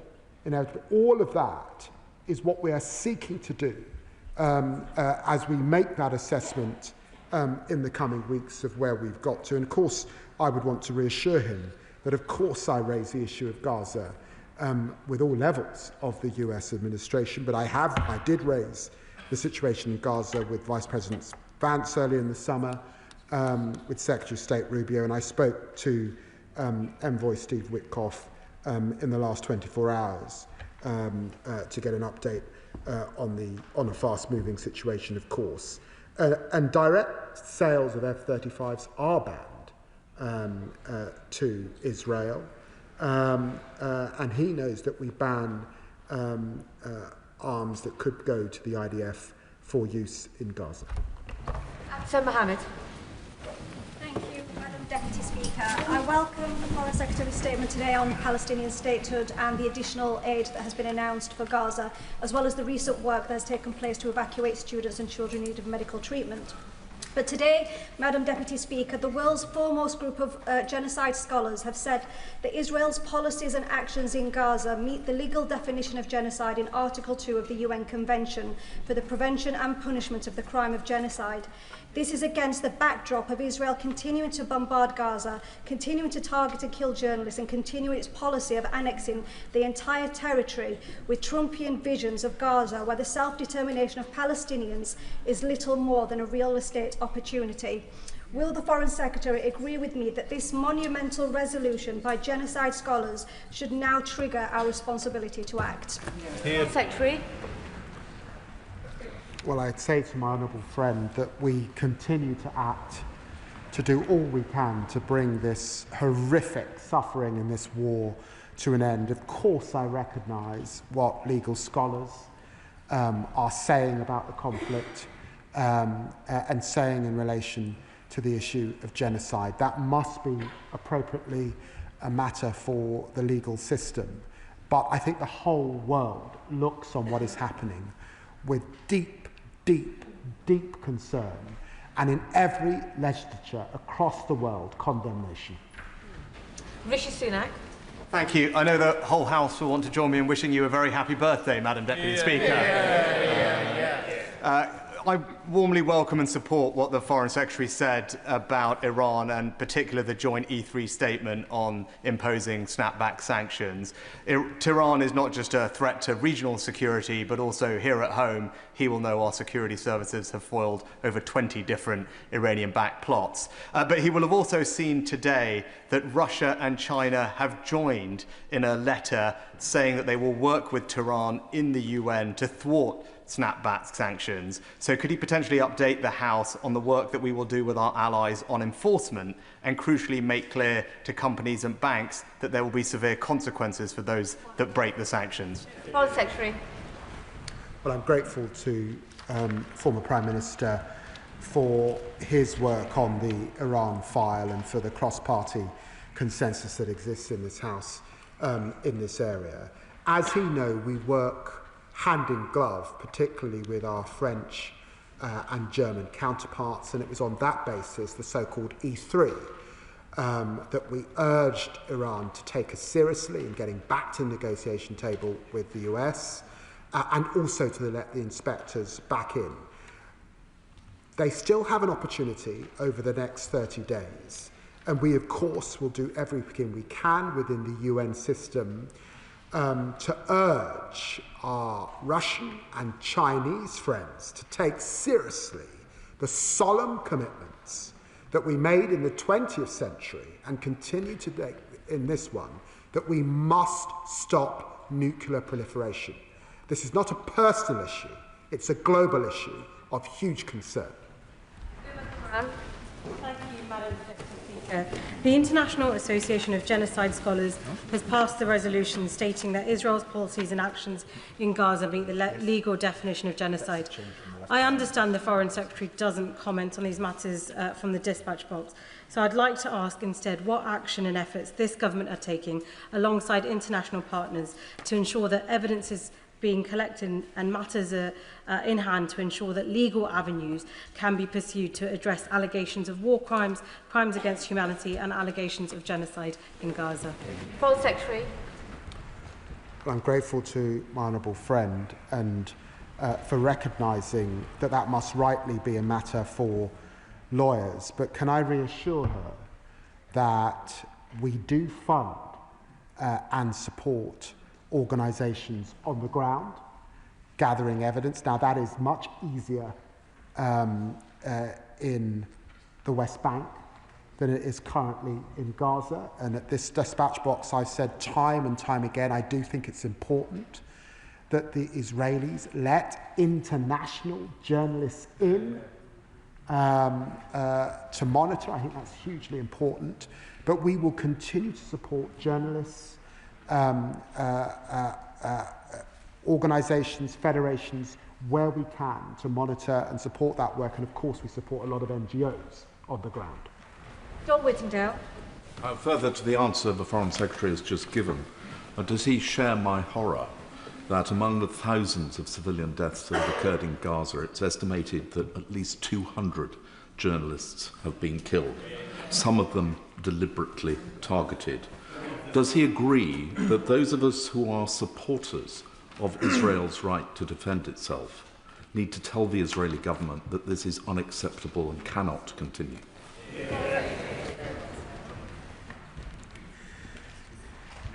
I entirely would want to associate myself with the remarks that the right honourable gentleman has just made.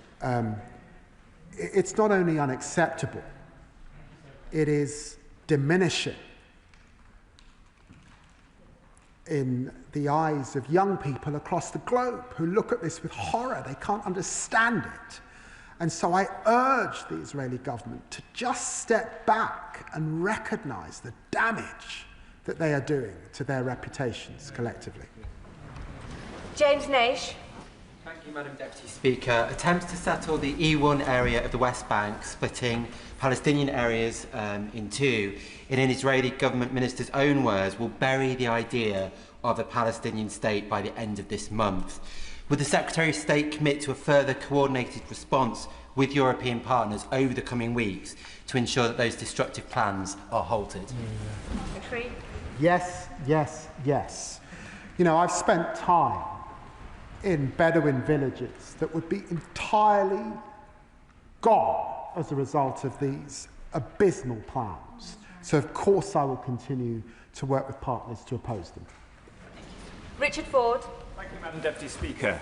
In May, the government revealed in court that it, the executive, had made recent assessments of the risk of breaches of international humanitarian law in Gaza. I say breaches, but the government revealed that it had found only one possible breach of IHL among tens of thousands of airstrikes in Gaza across 11 months. Surely this proves that the FCDO does not have the capacity to properly assess all the possible breaches of IHL in Gaza. Foreign Secretary. Well, it's axiomatic that the honourable gentleman's is wrong. I made an assessment back in September that there was a clear risk. That was based on IHL assessments, and for that reason we suspended arms sales to Gaza. The machinery of government's working very well in terms of the assessments it's able to make, notwithstanding, of course, how difficult it is to get all the evidence that's necessary. Louise Sandert-Jones. Thank you, Madam Deputy Speaker. The famine in Gaza is clearly man-made and is abominable. The tens of thousands of civilians that have been brutally killed is abominable. The retention of the hostages by Hamas and even the retention of those who have passed away in their bodies is equally abominable. We can all see what is happening in Gaza and we can all see what is happening in the West Bank, and this cannot be allowed to continue. What more messages can we send to Netanyahu and the Israeli government to say that the two-state solution is the only way forward? It is the only way to guarantee the peace and security in the Middle East that every single innocent civilian deserves, and to stop the increased illegal settlements in the West Bank. Foreign Secretary. Well, I'd want to associate myself with the remarks of the Honourable Lady and congratulate her, I think, on her recent wedding. Can I just... She's absolutely right, because there seem to be those in the Israeli government that either want to see one state in which it's incumbent on them to be clear about how everyone in that one state has equality before the law, or they want to see no state perpetuated forever. And that we must stand against, because it's not in the interests of Israel to be safe and secure, and it's fundamentally against the interests of the Palestinian people, because the desire for two states is a just cause and one we must stand behind. What action will His Majesty's government take if the government of Israel proceed with their plan to build in the E1 corridor? Foreign Secretary. I'm not going to get ahead of my skis. We continue to work with partners internationally on making those assessments. I spoke to the Israeli Foreign Minister and was very clear that we stand against this, and he will recall that the last government, when these plans surfaced, stood against the E1 development, and at that time I think the government's position was that they would recognise if they went ahead. So we will continue to make that assessment, but I hope we can see these plans put to one side. Claire Hanna. Last month, along with 8 party leaders across Northern Ireland, Scotland and Wales, I wrote to the Prime Minister about the catastrophic situation in Gaza and about the deficits in the UK response, alongside the unbearable suffering that we're seeing, biblical levels of injustice and pain and hunger. Does the Foreign Secretary recognise the parallel crisis in the belief of ordinary people across England, Scotland, Wales and Northern Ireland in international law and in the UK's response? People who aren't seeing their values reflected in the UK's actions, in the continued supply of arms, in the failure to levy all possible sanctions, and in the strings attached to the recognition of the State of Palestine. Foreign Secretary. Can I just be clear? There is a lot of mendacity in relation to some of the sort of TikTok stuff that you see. We have stopped the sale of arms to Gaza. We have stopped the direct sales of F-35s to Gaza. To Israel. Germany only just recently made a decision that we made last September. 1% of sales is what the UK represents. 90% are Germany and the US system. And there are many other governments that supply that have not made the decisions that we have made. And on recognition, we will continue to work with partners as we head towards UNGA and make those necessary assessments. Edward Morello. The Foreign Secretary in his statement outlined all of the steps that this government has taken against the Netanyahu government. He has also repeatedly said that the UK has done everything it can. In my mind, both are tacit admittances of defeat, as we have seen the Netanyahu government increase its activity in Gaza, increase its prosecution and persecution of the Gazan people. My question to the Foreign Secretary is, if we have done so much and had no effect, if there is nothing left to do, what does he expect to change before the UN General Assembly meeting, and why should we not immediately recognise a Palestinian state? Foreign Secretary. Diplomacy is failing until it succeeds. So I'm not going to give in to the honourable gentleman's pessimism. And can I just say that in my conversations with Prime Minister Mustafa, after I had completed my statement at the UN, he walked up to me and gave me a warm embrace. We continue to work alongside the Palestinian Authority as we make these fine judgments. John Pearce. Thank you, Madam Deputy Speaker. I welcome the government's decision to trigger the snapback mechanism to address the Iranian regime's nuclear ambitions, following arrests in May relating to a suspected Iranian-backed terror plot. My constituents in High Peak, and indeed 3/4 of Labour voters, want to see action on the terror threat posed by Tehran on the streets in the UK. Can the Foreign Secretary provide an update on the government's progress in prescribing the IRGC as a terrorist group? Foreign Secretary. Well, I'm very grateful to honourable friend for raising this question, and he will know that alongside the Home Secretary, we commission work from Sir John Hall on that specific issue of state threats, and we will be coming forward with further plans in the coming months. Stephen Flynn. The Foreign Secretary has just said that on the ground it is unimaginably bleak. Horrifying images and accounts will be seared into the minds of colleagues across this House. They are almost impossible to put into words. but we can and we must be precise with our language. I agree. It's a genocide, isn't it? Foreign Secretary. Well, the honourable gentleman joins many. I don't know if he's legally qualified, but I know that there are many lawyers that take that view. As he knows, we made an assessment based on a clear risk of a breach of international humanitarian law that meant that we did suspend arms sales that could be used in Gaza. Tansing Desi. Thank you very much, and happy birthday. Madam Deputy Speaker, Benjamin Netanyahu's blockade and weaponisation of starvation has plunged Gaza into famine. And that is why the UN Secretary General has described this man-made catastrophe as a failure of humanity. And while children die of hunger, unfortunately, we have a situation whereby the Israeli government continues to deny the existence of starvation in the very territory that it seeks to occupy. Now, before the summer recess, my right honourable friend, the Foreign Secretary, informed the House about additional aid for Gaza. Can he inform us just how much of that aid has actually got into Gaza and what other further urgent steps is the government taking to bring this inhumane treatment of the population of the Palestinians to an end?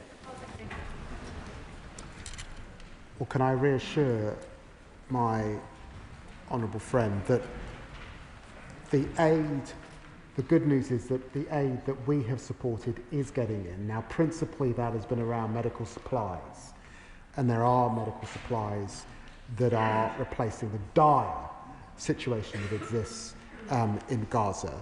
But it's also the case that we've been able to work with the World Food Programme, and the World Food Programme appear to be the UN agency that is having most effect at delivering aid on the ground. They're not sufficient, but it is having some effect. I will be in the region in the coming days discussing these issues in further detail. Kit Malthouse. Madam Deputy Speaker, another, I'm afraid, profoundly disappointing statement from the Foreign Secretary, devoid of anything that is likely to bring a swift end to this conflict. While at home, the police have been arresting vicars and grannies, and the government's been hiring American spy planes to fly over Gaza. As he himself said, the Israelis have intensified that campaign, their aggression and the slaughter of innocents in that awful conflict. And everything he said, all his condemnation has come to nothing. In every statement I've been in this chamber that he's spoken at, he's stressed the importance of international humanitarian law. So my question today is why he's been so passive in defending the International Criminal Court in the face of another wave of American sanctions. What steps is he going to take to support that institution and the individuals that staff it in the face of these sanctions? And what discussions has he had with the American government to get them to reverse them? Foreign Secretary. Well, it's just wrong to say that this government has been passive in relation to the ICC. We fund the ICC. We continue to support the ICC. I think I raised the ICC in my second meeting with Secretary of State Rubio. We work very closely with our Dutch colleagues, particularly on the ICC. We've been crystal clear on the importance of international humanitarian law. I'm afraid he's wrong on that issue. Melanie Ward. Madam Deputy Speaker, the Foreign Secretary will be aware that increasing numbers of human rights experts and genocide scholars assess that Israel's actions in Gaza equate to a genocide, with famine deliberately created and hospitals bombed to kill journalists. Against this backdrop, the government is right to recognise the state of Palestine and to do so in a way which tries to drive change on the ground. Can I ask the Foreign Secretary, does he share my deep concern at the unacceptable new restrictions on visas and registration set to shut down the work of the most effective international humanitarian organisations in Gaza, and what action is the government taking to try to prevent this? Foreign Secretary. Well, my honourable friend is right. It is unacceptable restricting the ability of aid workers to go about their work in the face of such suffering.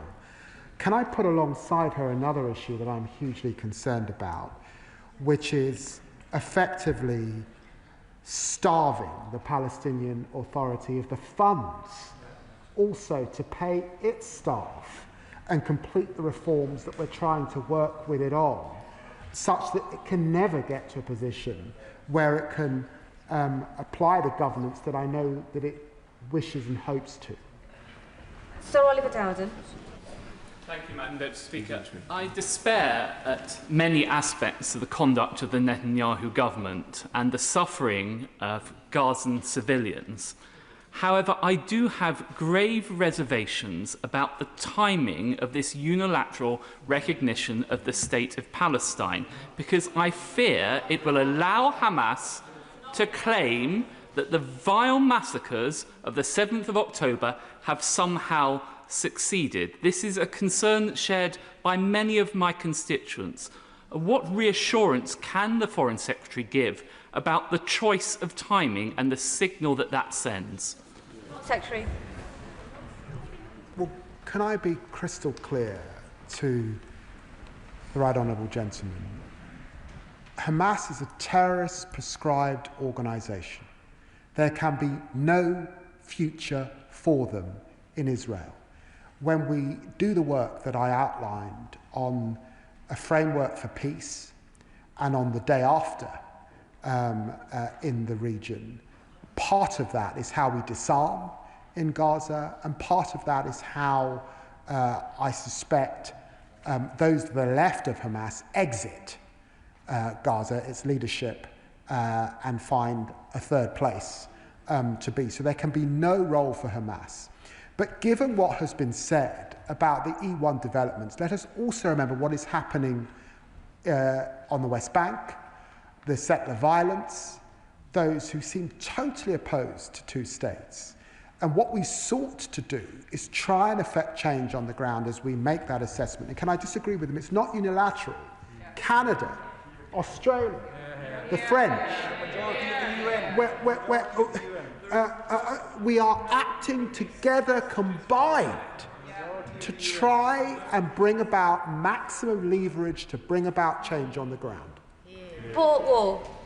Thank you, Madam Deputy Speaker. Can I welcome the government's intention to declare a state of Palestine formally at the UN later this month, something many of us on the Labour benches have been pushing for ever since we were elected, and something that was in our manifesto. It's the biggest shift in British foreign policy in decades, and is a major step forward to giving the Palestinian people the hope that they will have the state that they've long been denied. But while I welcome the sanctions on Iran today, with the famine now formally declared in Gaza, and with 132,000 children expected to suffer from an acute malnutrition between now and next June, can you tell me if the UK is actively looking at fresh sanctions on Israel to prevent that further tragedy? Foreign Secretary.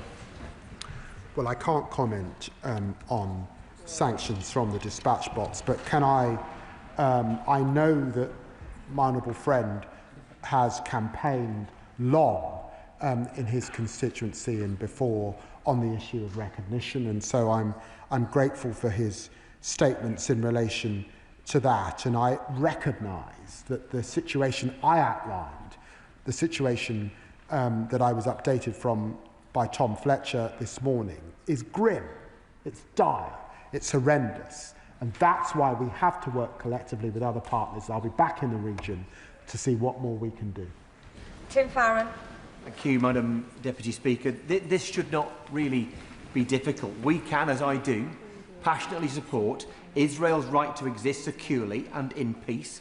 We must call for the immediate release of the hostages without any strings attached, demand the exclusion of Hamas from the post-conflict settlement, and at the same time, we must say, without a shred of equivocation, the shooting and starving of innocent civilians in Gaza is nothing other than utterly and totally, fundamentally evil. There can be no other word for it. So why has this government still failed to sanction Netanyahu and his entire cabinet? Secretary. Well, I hear the strength of passion from the right honourable gentleman, but let me say to him that I would urge him to look closely at our sanctions policy, and he will struggle to find any other government in the developed Western world. We've had 3 packages of sanctions just in the last year, and 2 on government. France, I don't think, have yet sanctioned government ministers. So we have done a considerable amount. Can I please urge colleagues to keep their questions short? And for the Foreign Secretary, I know this is a very sensitive subject, but keep his answers on point. Dawn Butler. Thank my honourable friend for his statement today. Israel's decision to further escalate operations in Gaza and expand further into Gaza City, where famine has officially been declared, shows that Israel simply is not listening to our concerns. And given that the government has raised concerns over and over again, suspended free trade, suspended some arms licences, it almost says to me that Israel is kind of mocking our government. So I just wondered, is it time to take further measures and ensure that we fulfil the UK's obligations as a third state under international law? Because we could be at risk here.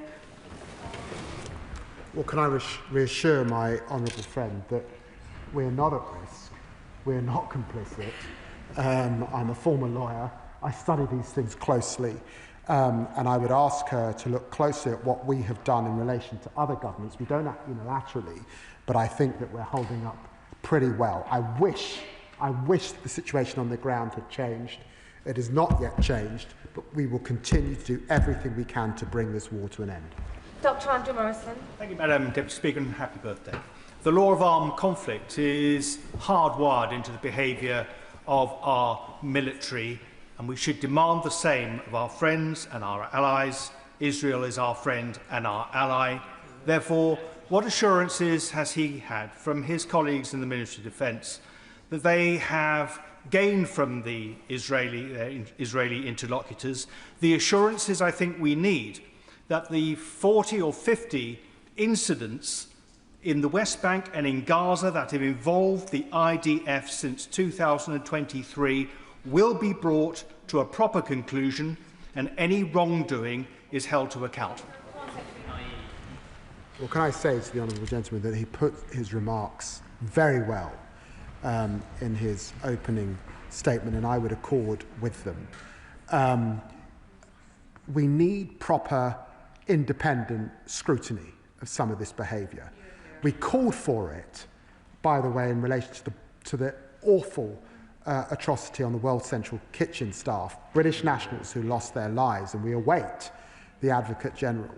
I understand that there is going to be an investigation, the Israelis have said, into the incidents that we saw last week, but there are many where it's not clear that there will be. So he's absolutely right to put this centre stage, and of course it's something that I do when I speak to the Israeli government.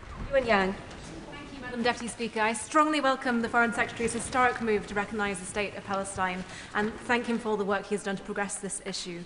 While we follow the news from Gaza, let us remember the journalists who risked their lives to bring us the news. My constituent, who's the former managing director of Al Jazeera English, is now mourning the deaths of 6 of his former colleagues in a targeted attack. And I too am waiting for news from my former Financial Times colleague who is still stuck in Gaza, and he is starving and he is at risk. So will the Foreign Secretary meet with me and other media stakeholders to discuss how we can work together to progress evacuations and support our journalists on the ground? Well, can I say I'm very grateful because journalists and media workers play an essential role in putting the spotlight on the devastating reality of war. We're part of the Media Freedom Coalition, and the UK, of course, is urging Israel to allow immediate, independent foreign media access and afford protection to journalists. I'm very happy to meet with her. Ellie Charles. Thank you, Madam Deputy Speaker. The Israeli government is clearly hell-bent on their horrific plan of eradicating Palestine, with a continuing, ever-worsening genocide in Gaza, and now approval of the shocking E1 plan that will divide the West Bank and East Jerusalem. So how can the government continue to take no further action when there are so many options open to them? How many times have we heard the Foreign Secretary say in this chamber that if things do not improve, if Israel does not desist, he will take further action, and yet he has not? When will this government take action, end UK complicity, take action to end the horror in Palestine? Can I just say to the Honourable Lady We banned arms sales that could be used in Israel back in September. Germany did it just a few weeks ago. We have had 3 rounds of sanctions against Israeli settlers and some of the expansion that we're seeing. France are yet to do the same. I ask her also to look at the amount of money that this Parliament, this government has agreed to in terms of aid, particular for medical supplies. She says there's more, but she doesn't quite articulate what more she believes we can do. All of us want to bring this war to an end. All of us want to bring through this, but it's becoming a bit too easy to assert, not recognising the work that we are leading globally. Andrew Pakes. Thank you, Madam Deputy Speaker. Can I thank my right honourable friend for his statement? Can I start on a positive point, which is that to thank the Foreign Secretary and the Parliamentary Under Secretary for the work they've done securing an agreement where we can get students and young people out of Gaza to continue their studies. So many of our debates make us feel powerless. We've demonstrated on one part of this jigsaw at least some power to change people's lives and getting them here to study, and I thank him.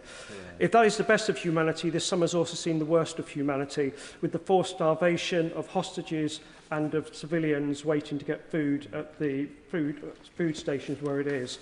One of the concerns that I get raised often by constituents of mine is that will there be a Palestine and a West Bank and a Gaza left to recognise? Can you reassure us this government will strain every muscle to bring the international community together so we don't just recognise a state of Palestine, we start a process that delivers it on the ground? I'm very grateful to my honourable friend for his question and the way that he's standing up for the people of Peterborough. And let me just be absolutely clear. We have supported the departure of over 500 individuals from Gaza since the beginning of the conflict. He's heard the Home Secretary set out the more that we're doing on UK medical evacuation of children, and there's more to follow in the coming weeks on achieving scholars, but also on further scholarship students in receipt of full scholarships, because we want to support those young people.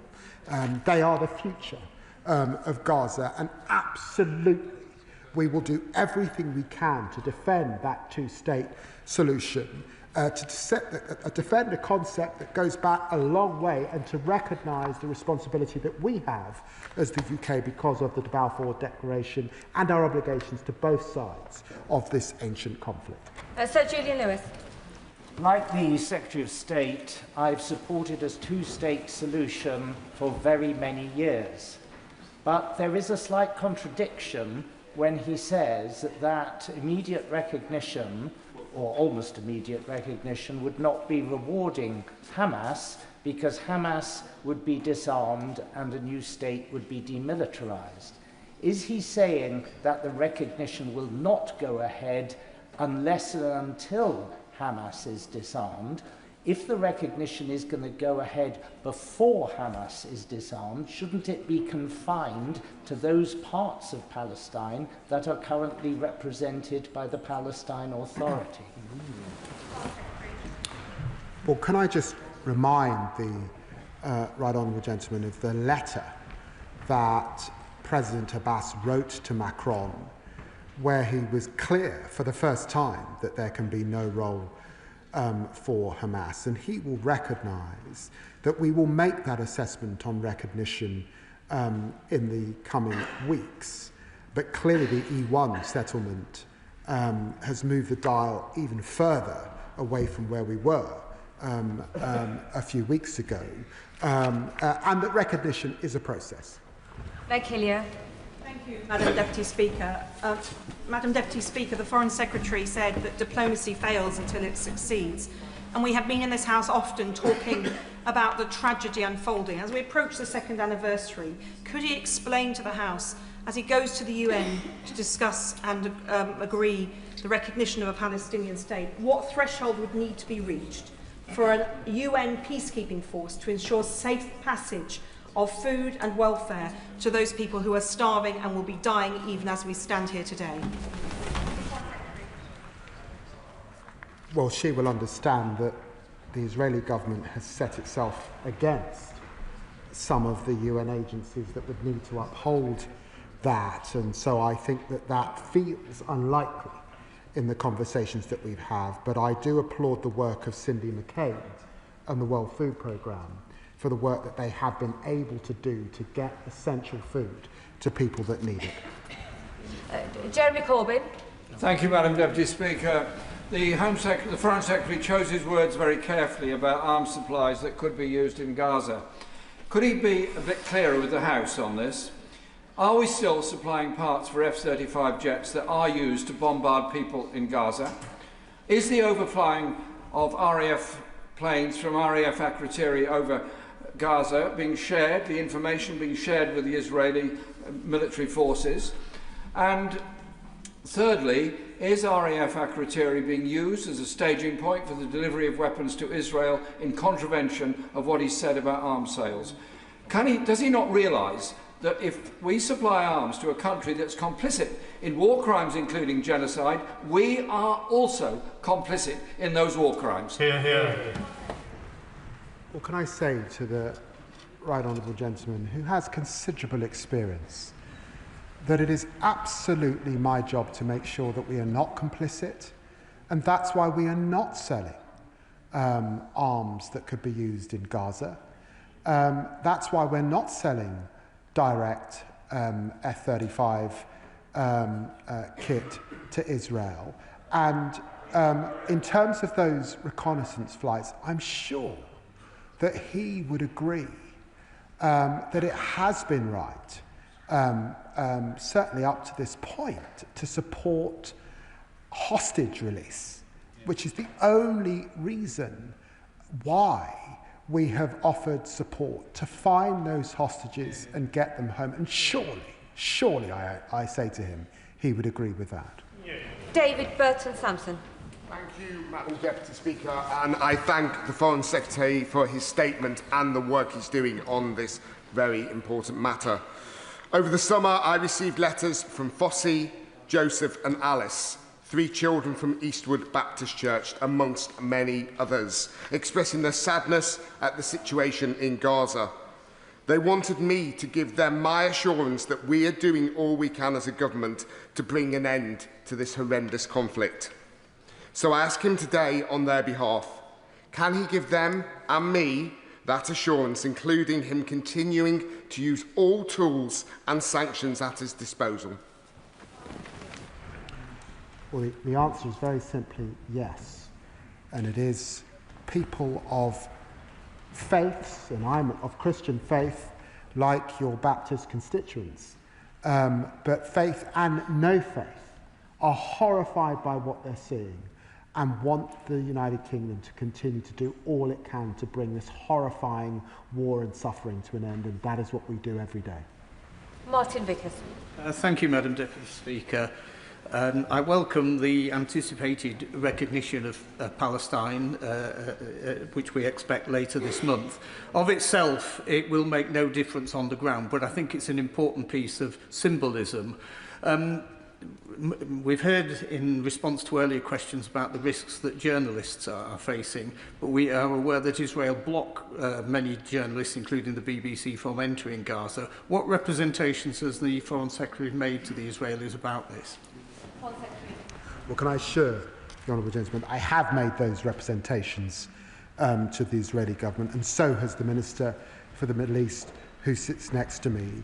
And I know that this is a topic of conversation amongst other foreign ministers across the developed world. We think that those international journalists play an important part of the landscape, an important part of the scrutiny of any democratic country. And Israel is a country that often reminds that it's a democratic country. It's important to let those journalists in. Alex Thank you, Madam Deputy Speaker. I've been talking about starvation in Gaza for the last 18 months. Now it's officially recognised as a famine. But I want to raise the starving of one man with the Foreign Secretary, and that man is Marwan Barghouti.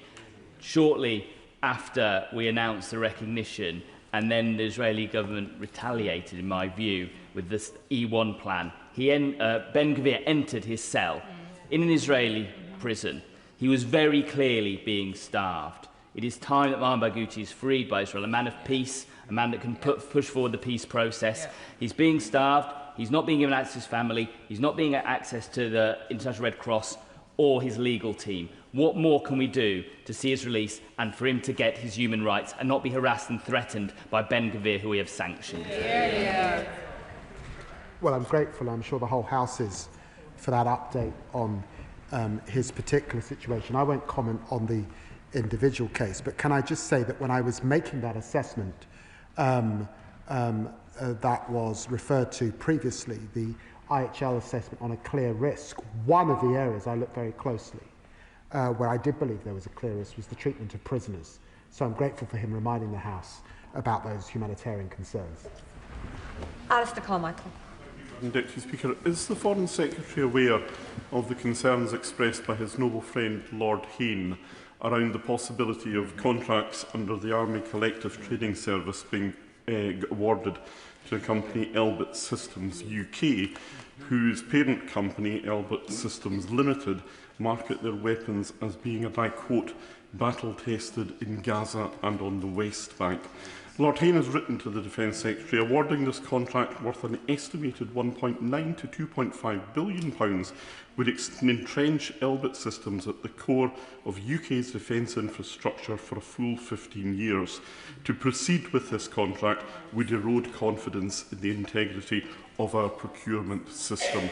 Does the Foreign Secretary agree that Lord Hayne's comments should be given the fullest possible consideration, and that if they are shown to be of substance, then his friend, the Defence Secretary, should not be awarding contracts to a company like that?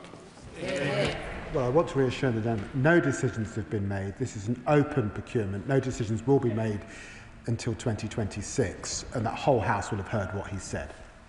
Stella Creasy. Thank you, Madam Deputy Speaker. I think we all hear the frustration of the Foreign Secretary that he is leading in a way that other nations have not on this challenge, but it is that leadership role that we are looking to as a House. And I think we all also understand that individually nations have limited impact, but collectively is where the pressure can be brought to bear. So can he tell us, for example, what more he is doing with his colleagues in the world community to stand with the Israeli opposition to Netanyahu, the Israeli hostages, calling him out on his murderous behaviour? What more he is doing when he comes to this House and tells us that that famine is man-made? That is a war crime, to report the Israeli government to the ICC. That we will recognise Palestine not as a threat, but as a statement of positive intent with our colleagues, and above all, to work with our colleagues in Europe, because the honest truth is not a single child who urgently needs medical assistance from Gaza has yet come to the UK, but the European Union and World Health Organization programme is getting children out at pace and at speed. So what more could we be doing to work with them so those children could come in days? They've already been cleared by the Israeli officials. No, we must not judge ourselves by other countries. We must judge ourselves by whether we have truly done every single act we can, and there is more we could do. For the Foreign Secretary response, lengthy questions are just denying other colleagues the opportunity to speak. Foreign Secretary. Well, can I reassure her that we are working with our European counterparts, and what I get when I speak to Kaja Kallas and other European foreign ministers is the deep frustrations that she's heard me express in my answers. Can I remind her of the further 15 million that we're finding today, that I've announced today, to support humanitarian efforts, and particularly the supply of medicines in the area. And I believe that the decisions that I announced at the UN a few weeks ago are absolutely not unilateral. They are working with other partners as we make an assessment on the ground of the situation prior to UNGA. David Mundell. Thank you, Madam Deputy Speaker. Can the Foreign Secretary confirm that in his discussions with his US counterparts, he specifically raised the issue of delivery of aid? The United States is a hugely important actor in that regard, has the potential to be positive in terms of improving the existing arrangements, but also has the potential to be a blocker. And his interaction with the US can make the difference in that regard. Well, I recognise the experience that the Right Honourable Gentleman brings to the Chamber, and he will have heard the Prime Minister raise these issues with President Trump in Scotland, and can I reassure him that I raised these issues with the Vice President Vance in Kent. I got into a slight problem with a certain sort of fishing licence, but I raised these issues as well. Rachel Hopkins, after which I'll be calling Steve Darling. Rachel Hopkins.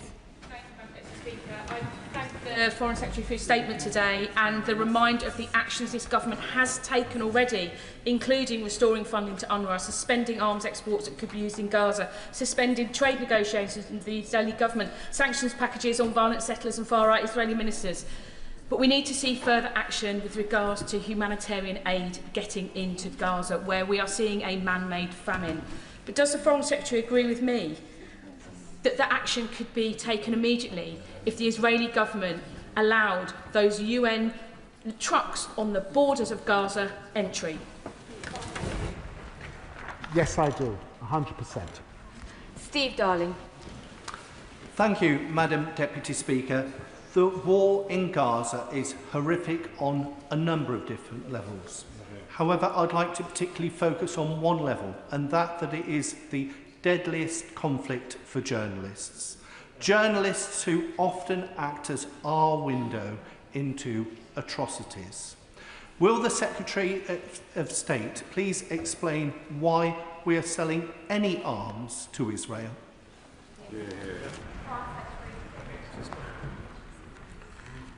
Well, I'd ask the Honourable Gentleman to look in detail at export licences and how they work. So I've said that we are not sending arms to Israel, but he will recognise, for example, that if there is body armour that NGOs use on the ground or that journalists use on the ground in the West Bank or indeed in Gaza, we are continuing to export that, and for the very reasons that he has said, I don't think he would want us to stop. Conlon. Deputy Speaker, I welcome the announcements the Minister has made today, and in particular on support to get critically ill children out of Gaza into the UK to receive specialist NHS treatment. On the two-state solution, though, can I ask the Minister, does he agree that the Israeli government's promises to carry out more illegal settlements in the West Bank will further undermine prospects for a two-state solution? Well, the plans deliberately attempt to thwart a two-state solution. They split the land effectively. They drive out Bedouin and villages. They were opposed by the last government when these plans first surfaced, and they're opposed by all of the international community. Entirely unacceptable, and I repeated that to the Israeli Foreign Minister just a few days ago. Dr. Spencer. Thank you, Madam Deputy Speaker, and I'm deeply concerned by the misery, suffering and death that's happening in Gaza, and I thank the Foreign Secretary and the work he's doing with friends and allies in the region, which I think is a really key part to solving this problem. I also support a two-state solution, but is he not concerned that the ultimatum regarding unilateral recognition of a Palestinian state risks entirely disincentivising Hamas from negotiating any hostage release or ceasefire over the coming weeks and months? Well, I'd urge the Honourable Gentleman just to keep up to date with the latest, and he will have seen that there have been announcements by Hamas on the terms for a ceasefire. We haven't yet got that ceasefire, and there remain disputes, for example, about the length of a ceasefire, about withdrawal of the IDF from parts of Gaza. But Hamas, notwithstanding the concerns that we all have, are in dialogue, particularly with our Egyptian and Qatari friends. Emily Darlington. Thank you, Madam Speaker, and happy birthday. I'd like to start my comments by welcoming the comments from the Foreign Secretary about the recognition of Palestine. Of course, that is absolutely what everyone on this side of the chamber stood for in our manifesto. I'd like to raise with him the specific issues around the devastation and starvation of people in Gaza and the numerous reports that IDF are targeting doctors. Can the Foreign Secretary tell the House of the UK efforts to evacuate people with family links to the UK, including the case of Dr. Roddy, which I have raised many times in this House and with ministers? Well, can I say it was very humbling to meet with a group of doctors once more in New York who have served on the ground and to hear the hardships that they had experienced as very noble humanitarians. I think the Honourable Lady will see in the coming days UK efforts to evacuate people, particularly children, from Gaza. We do rely on Israeli permits, so it's not straightforward. It's not easy, but I'm grateful that she's put the issue of doctors front and centre this afternoon. Thank you, Madam Deputy Speaker. This morning, the Scottish Labour leader told a press conference in Glasgow that, and I quote, "There is a genocide happening in Gaza. I believe that Benjamin Netanyahu is a war criminal and he will have to face further sanctions." Madam Deputy Speaker, does the Foreign Secretary agree? Well, can I say that I've got a list of statements that have been made by Yair Lapid, the leader of the Democrats, Yair Golan, the Israeli Mossad director, Tamir Pardo, all of whom call into question much of what they're seeing on the ground, and some of them use phrases like ethnic cleansing. So, of course, I'm aware of what is being said. In the end, we need a ceasefire. We need to bring this horror show to an end. Clive Efford. Deputy Speaker, I've known my right honourable friend for more than 25 years, and I know that if he was up here on these back benches, he'd be as angry and as frustrated as we are. But it does get frustrating coming here, expressing our concerns. With all due respect, he wrings his hands and says we're doing all we can. We go away, nothing moves on. So what can my right honourable friend say to us today to say that there is hope of something changing in the near future? Because in the meantime, it's the hostages and the people in Gaza who pay the heaviest price. Well, I'm very grateful to my dear friend for what he has said, and he knows that this is extremely frustrating. I spoke to Envoy Steve Witkoff in the last 24 hours to be updated on the situation in terms of a ceasefire and the gaps that still exist between the two sides. There are still gaps, unfortunately. He knows that this will only come to an end with a ceasefire, so we continue to do everything we can. I do sense that this month is an important month as we head towards UNGA. So let us see where we get to. It's the UN Assembly coming together is a big moment, and I'm sure the Israelis and Hamas recognise that. John. Madam Deputy Speaker, many happy returns. The Druze in Syria are suffering nothing short of atrocities that continues. What practical help can the UK give as the Israelis try to set up safe zones for them and also humanitarian corridors?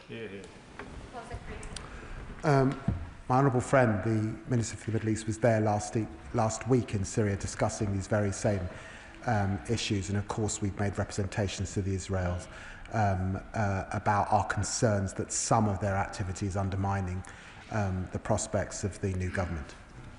Andy MacDonald.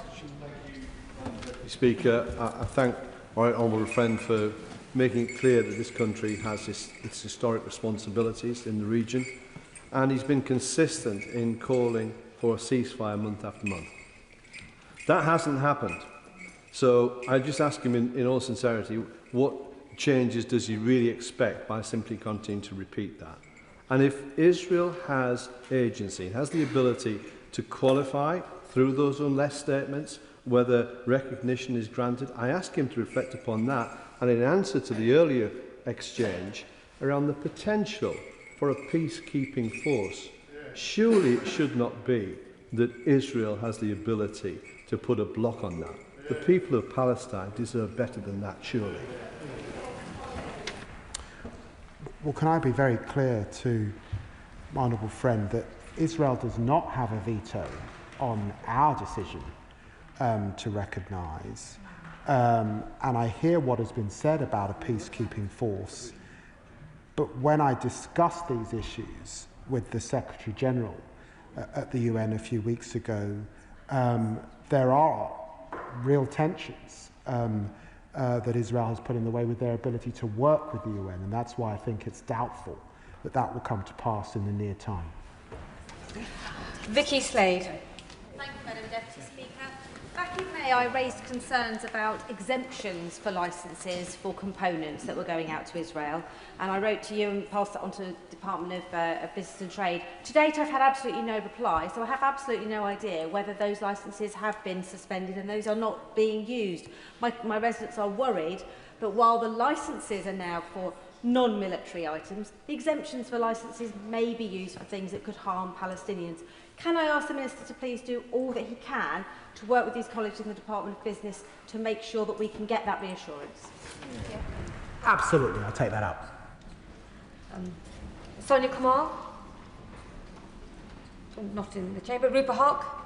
Thank you, Madam Deputy Speaker. It is truly momentous that this government this month looks set to put long-standing UK policy into practice and recognise Palestine.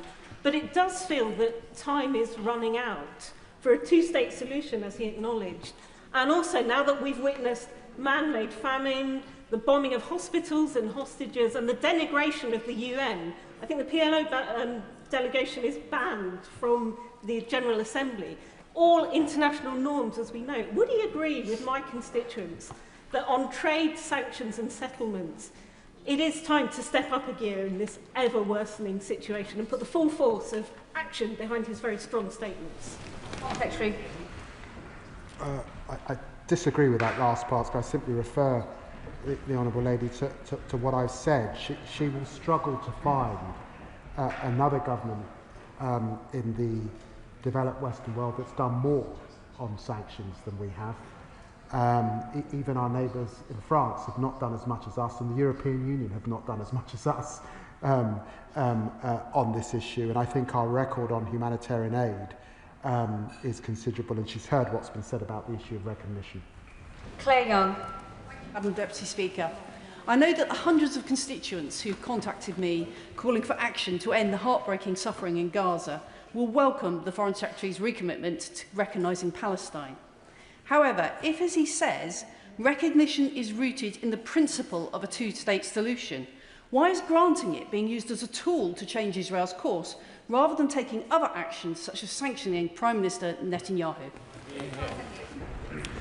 Well, I make no apology for trying to affect behaviour on the ground as we head to the UN General Assembly meeting, and to give diplomacy the chance. It still has an opportunity to work, and that is why we did it.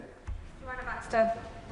Madam Deputy Speaker, can I start by welcoming the announcement of the additional aid and medical care for Gaza that has been announced by the Secretary of State today. It's now widely reported that the Israeli government is considering the annexation of the West Bank as a direct result of the United Kingdom's plan to recognise the Palestinian statehood. So will the Secretary of State make it absolutely clear that that move would constitute a blatant breach of international law? And further, will he assure the House that the government will not hesitate to take the strongest possible action, diplomatically and politically, to condemn any such unlawful annexation? It would be a breach of international humanitarian law, and so we will keep working with our partners to try and ensure that it doesn't come about. Adnan Hussain. Thank you, Madam Deputy Speaker. The Foreign Secretary asks what more this government can do to ensure the genocide in Gaza is ended.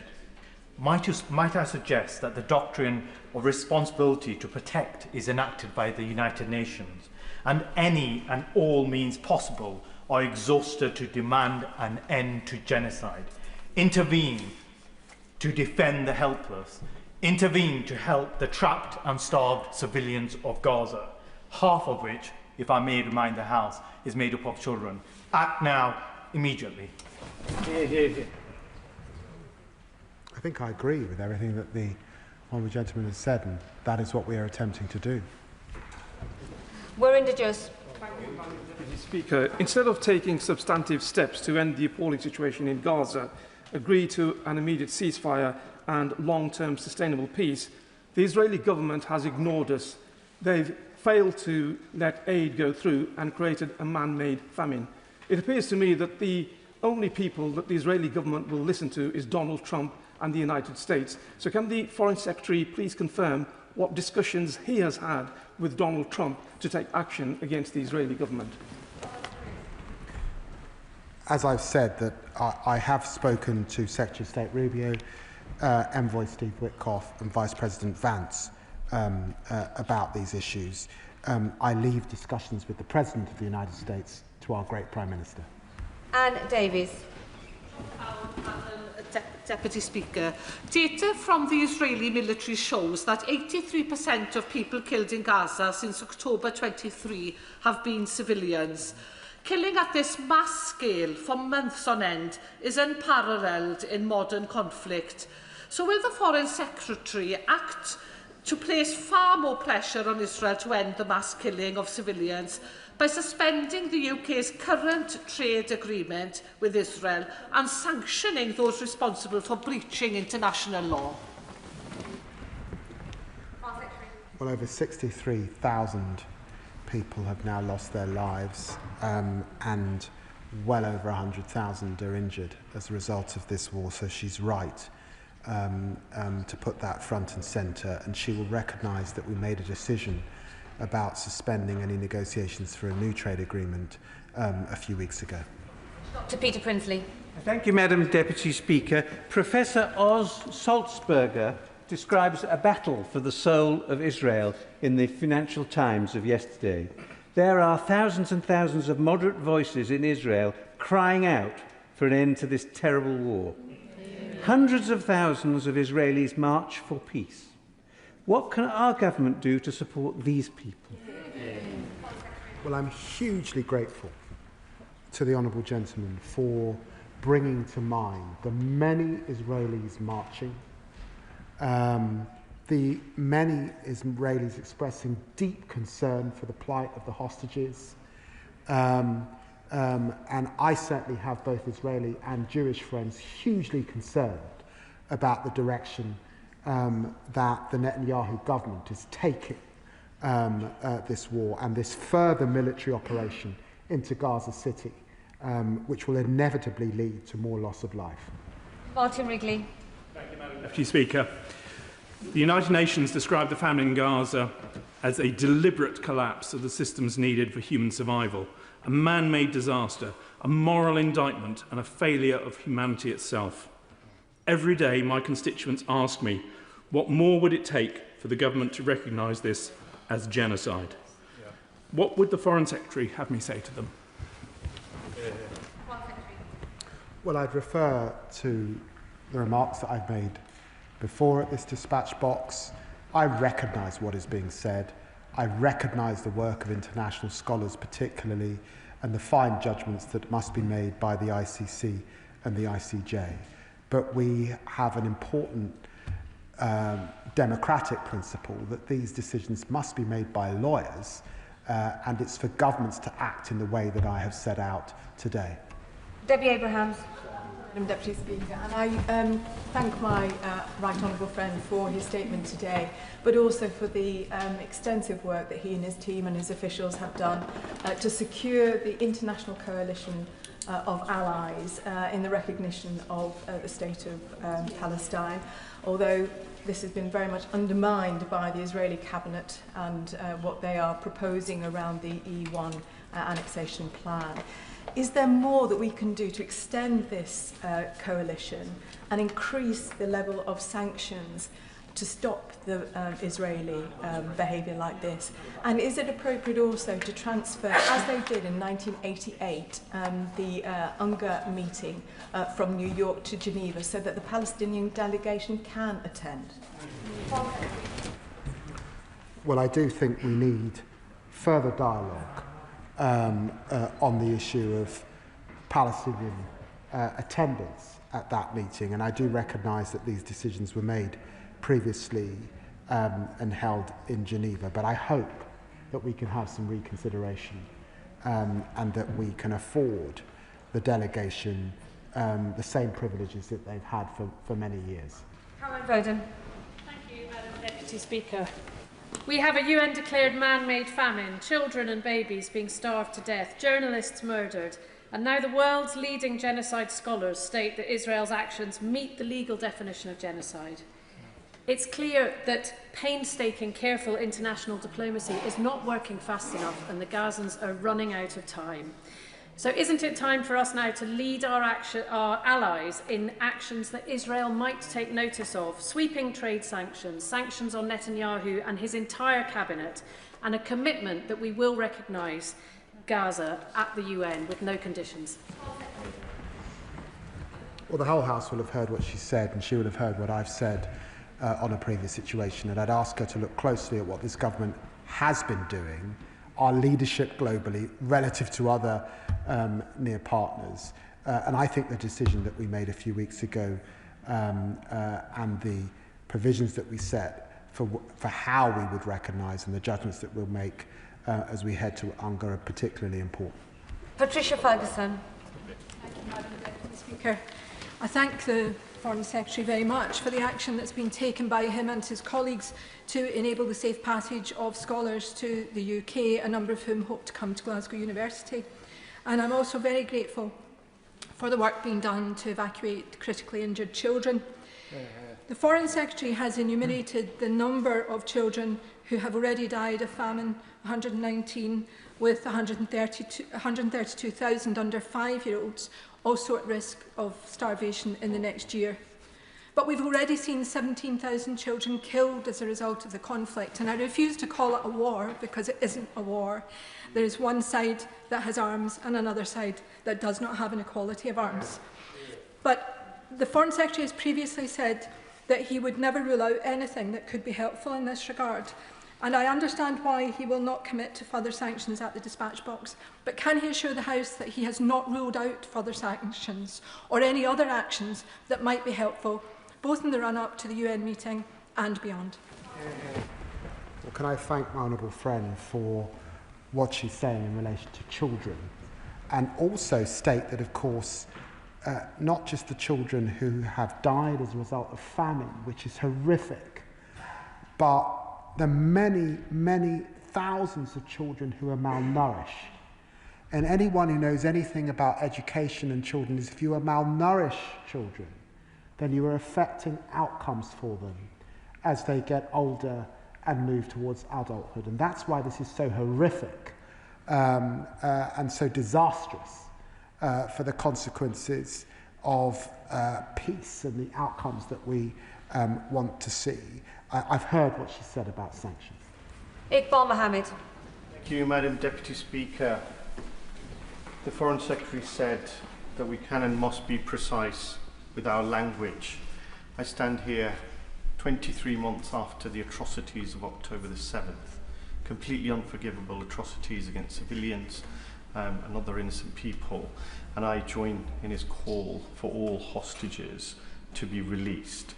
However, since the 8th of October 2024, Israel has been extremely precise in its language about what it was going to do in response to October the 7th.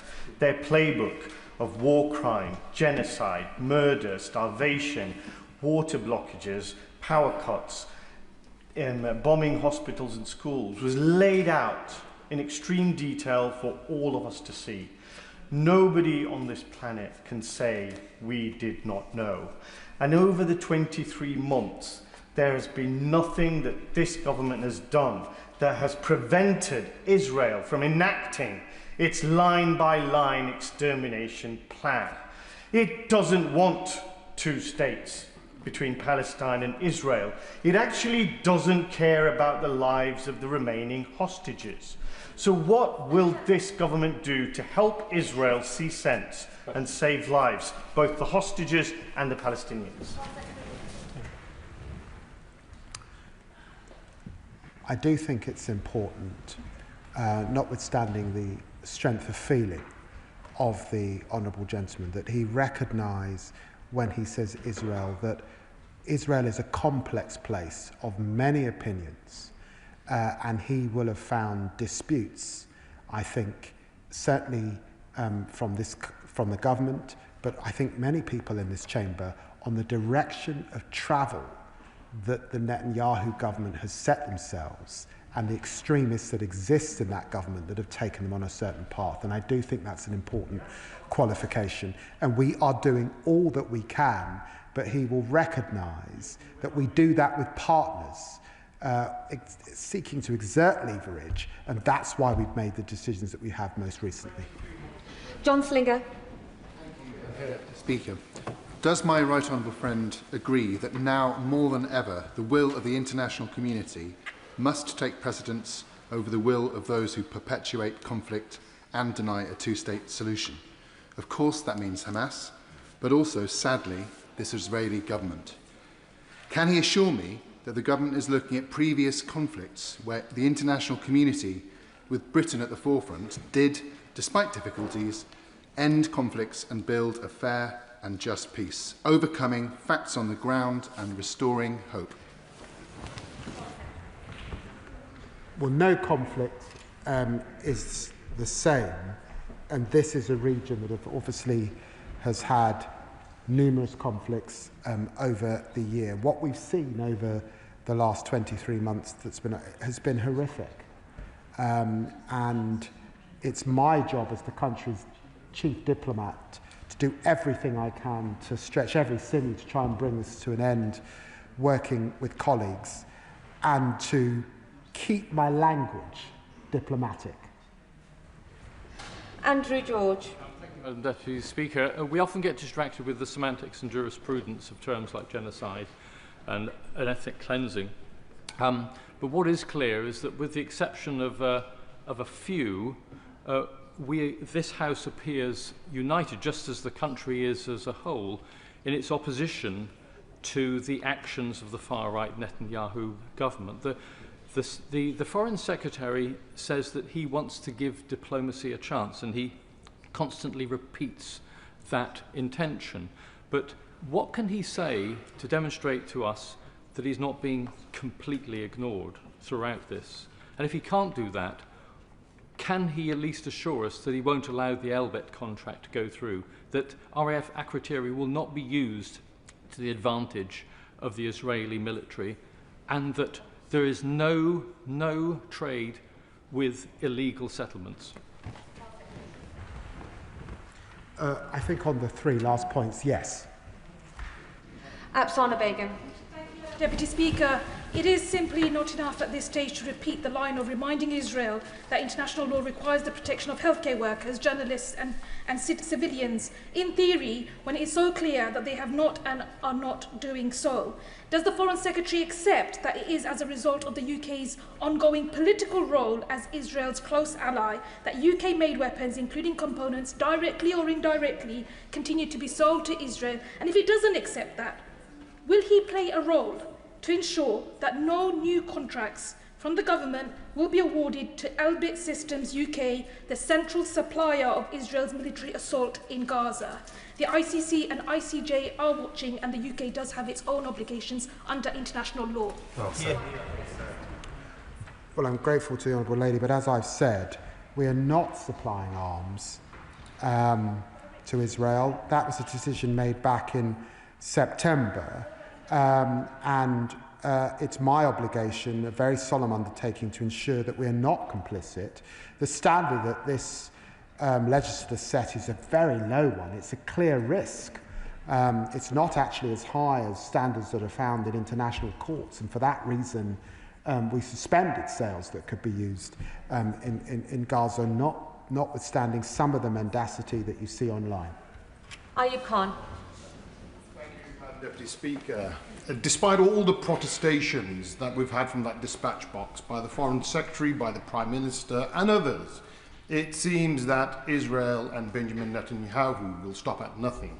Just like a dog who's tasted blood, Netanyahu can only be stopped by military intervention. But my question to the Foreign Secretary, just to make it absolutely clear, is that we're not working with the likes of Canada, Australia and France when it comes to the recognition of the state of Palestine, because what we have adopted is what's known as a contradictory conditional statement. So can the Foreign Secretary make it plain that the UK Labour Party government's position is that we will not recognise the state of Palestine so long as Benjamin Netanyahu fulfills certain conditions? I set out my statement very clearly in the UN. The Prime Minister set out his statement at number 10.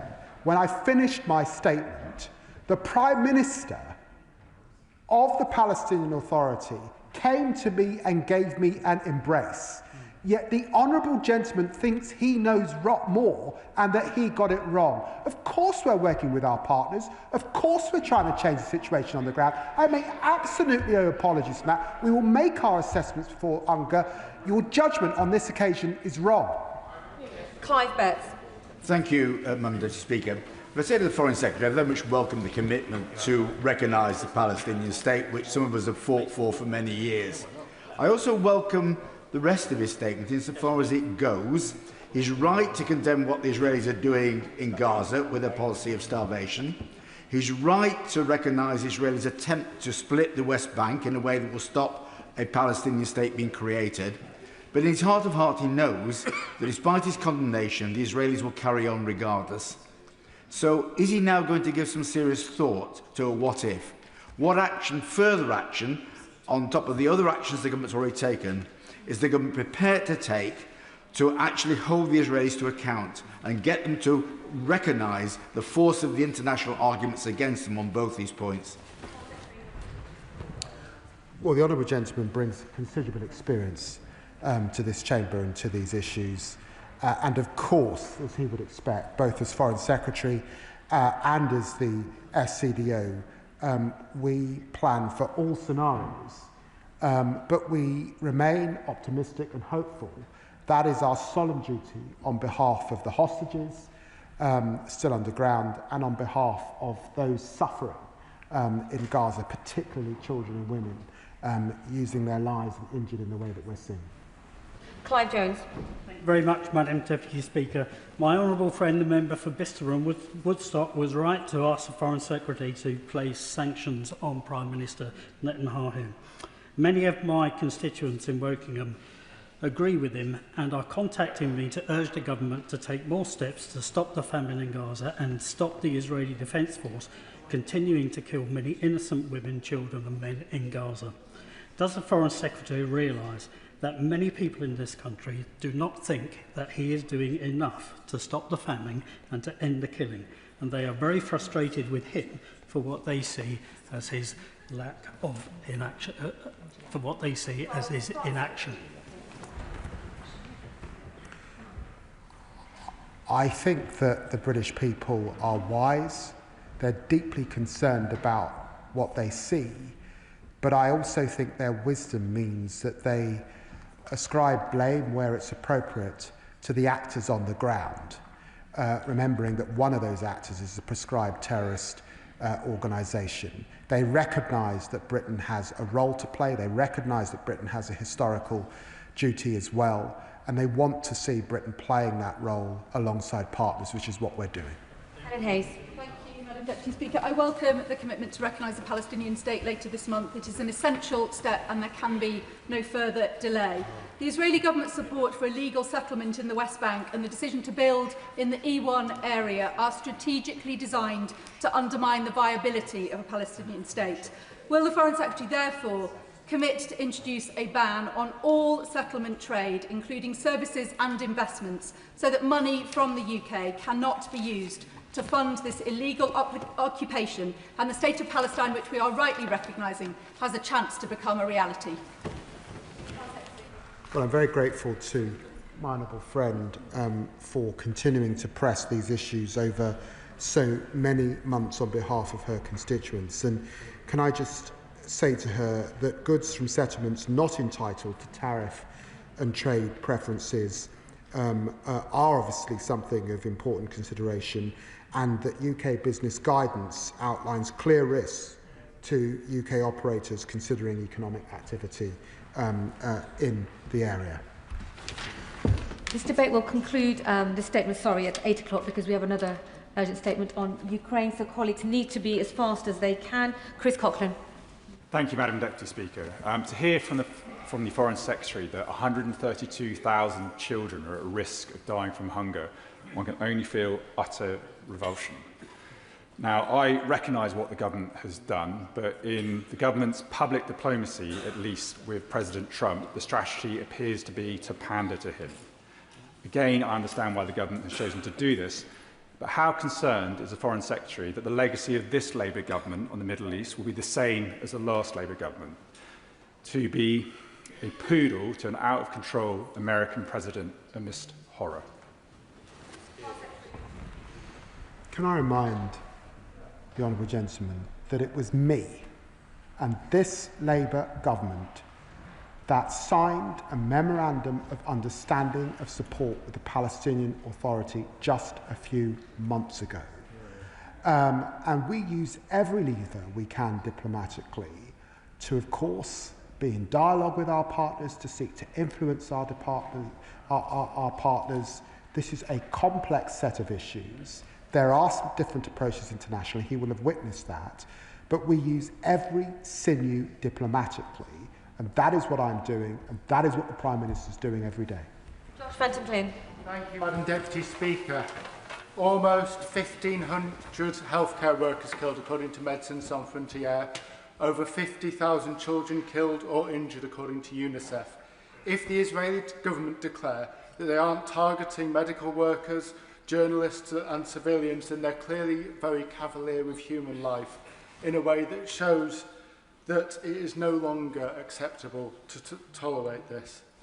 So can the honourable gentleman tell me what steps we're going to take to properly hold them to account under international law and make it clear that this is no longer acceptable and we will not tolerate it? Foreign Secretary. In the interest of time, I would simply refer the honourable gentleman to statements I've already made from this dispatch box this afternoon. Jim Shannon. Deputy Speaker, can I thank the Secretary of State very much for his clear commitment to deliver help and assistance and to find a lasting solution.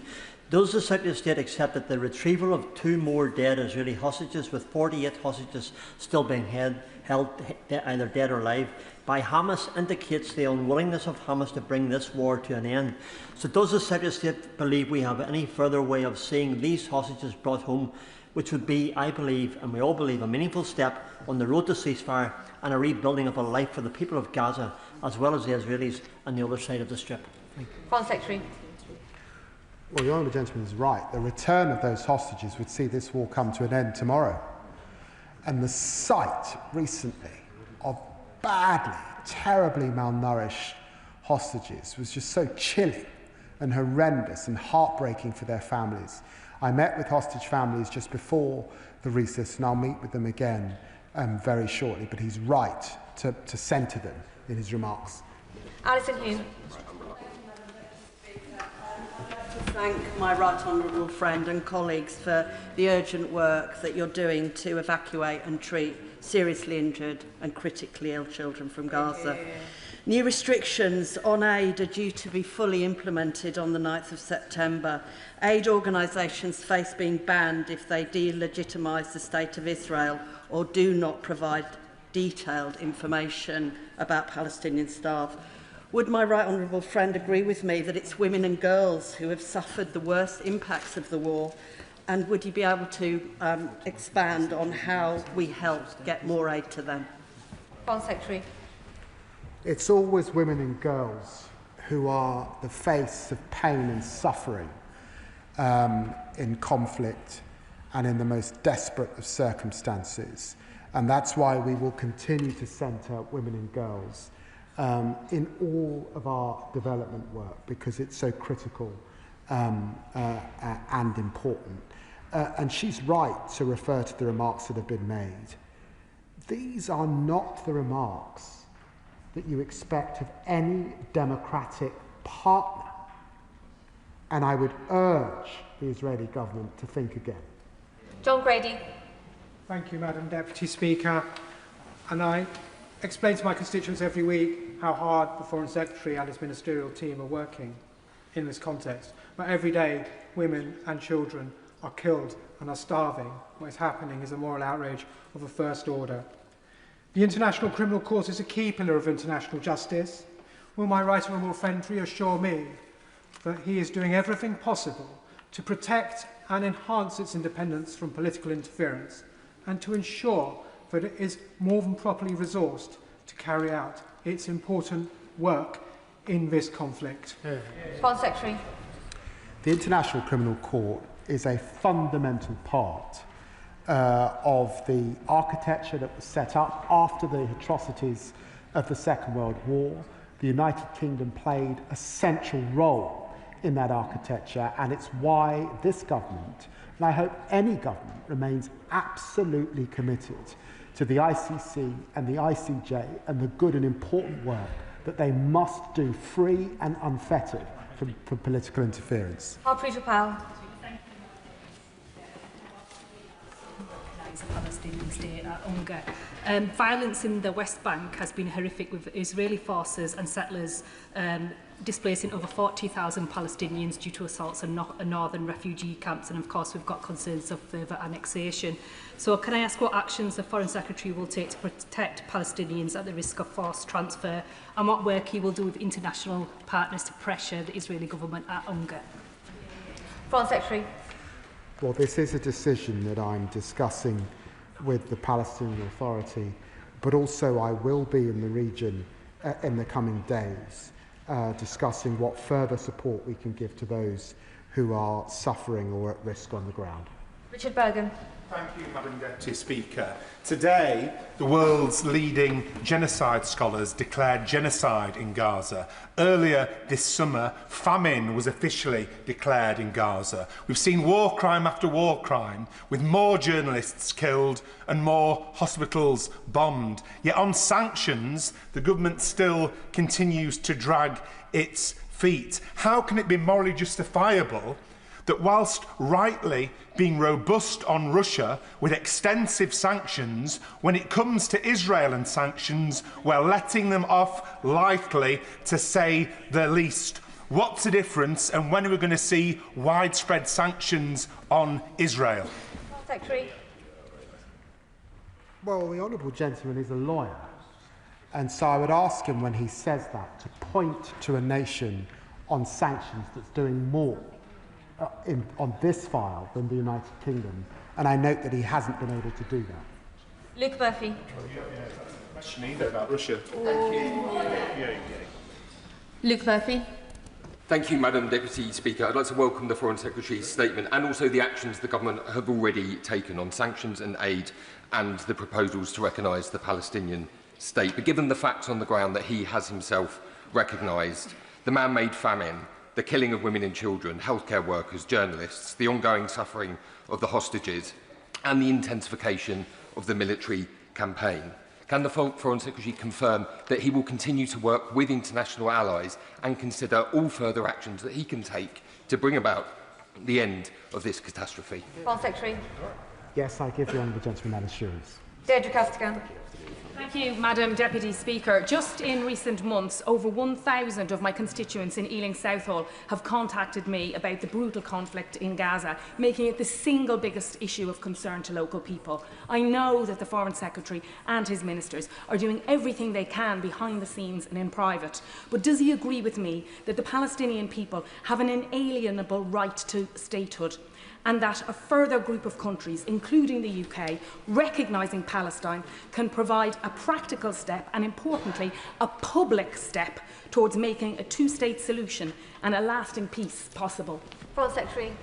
Well, I'm very grateful to my honourable friend, and we believe passionately in a two-state solution and keeping that dream alive. We do believe in the inalienable right of the Palestinian people, and that's why I set out what I did in the UN a few weeks ago. Torkel Crichton. Thank you, Madam Deputy Speaker. Can I thank the Foreign Secretary for his statement and for his stamina over the last 2 hours, and assure him that the horror of the unfolding famine in Gaza and concern over the future of the hostages is felt just as strongly on the coast, the Atlantic coast of Scotland, as it is on the shores of the Eastern Mediterranean. International experts have rightly described what's going on in Gaza as a genocide. Anna Sarwar, the Scottish Labour leader today, described as a genocide.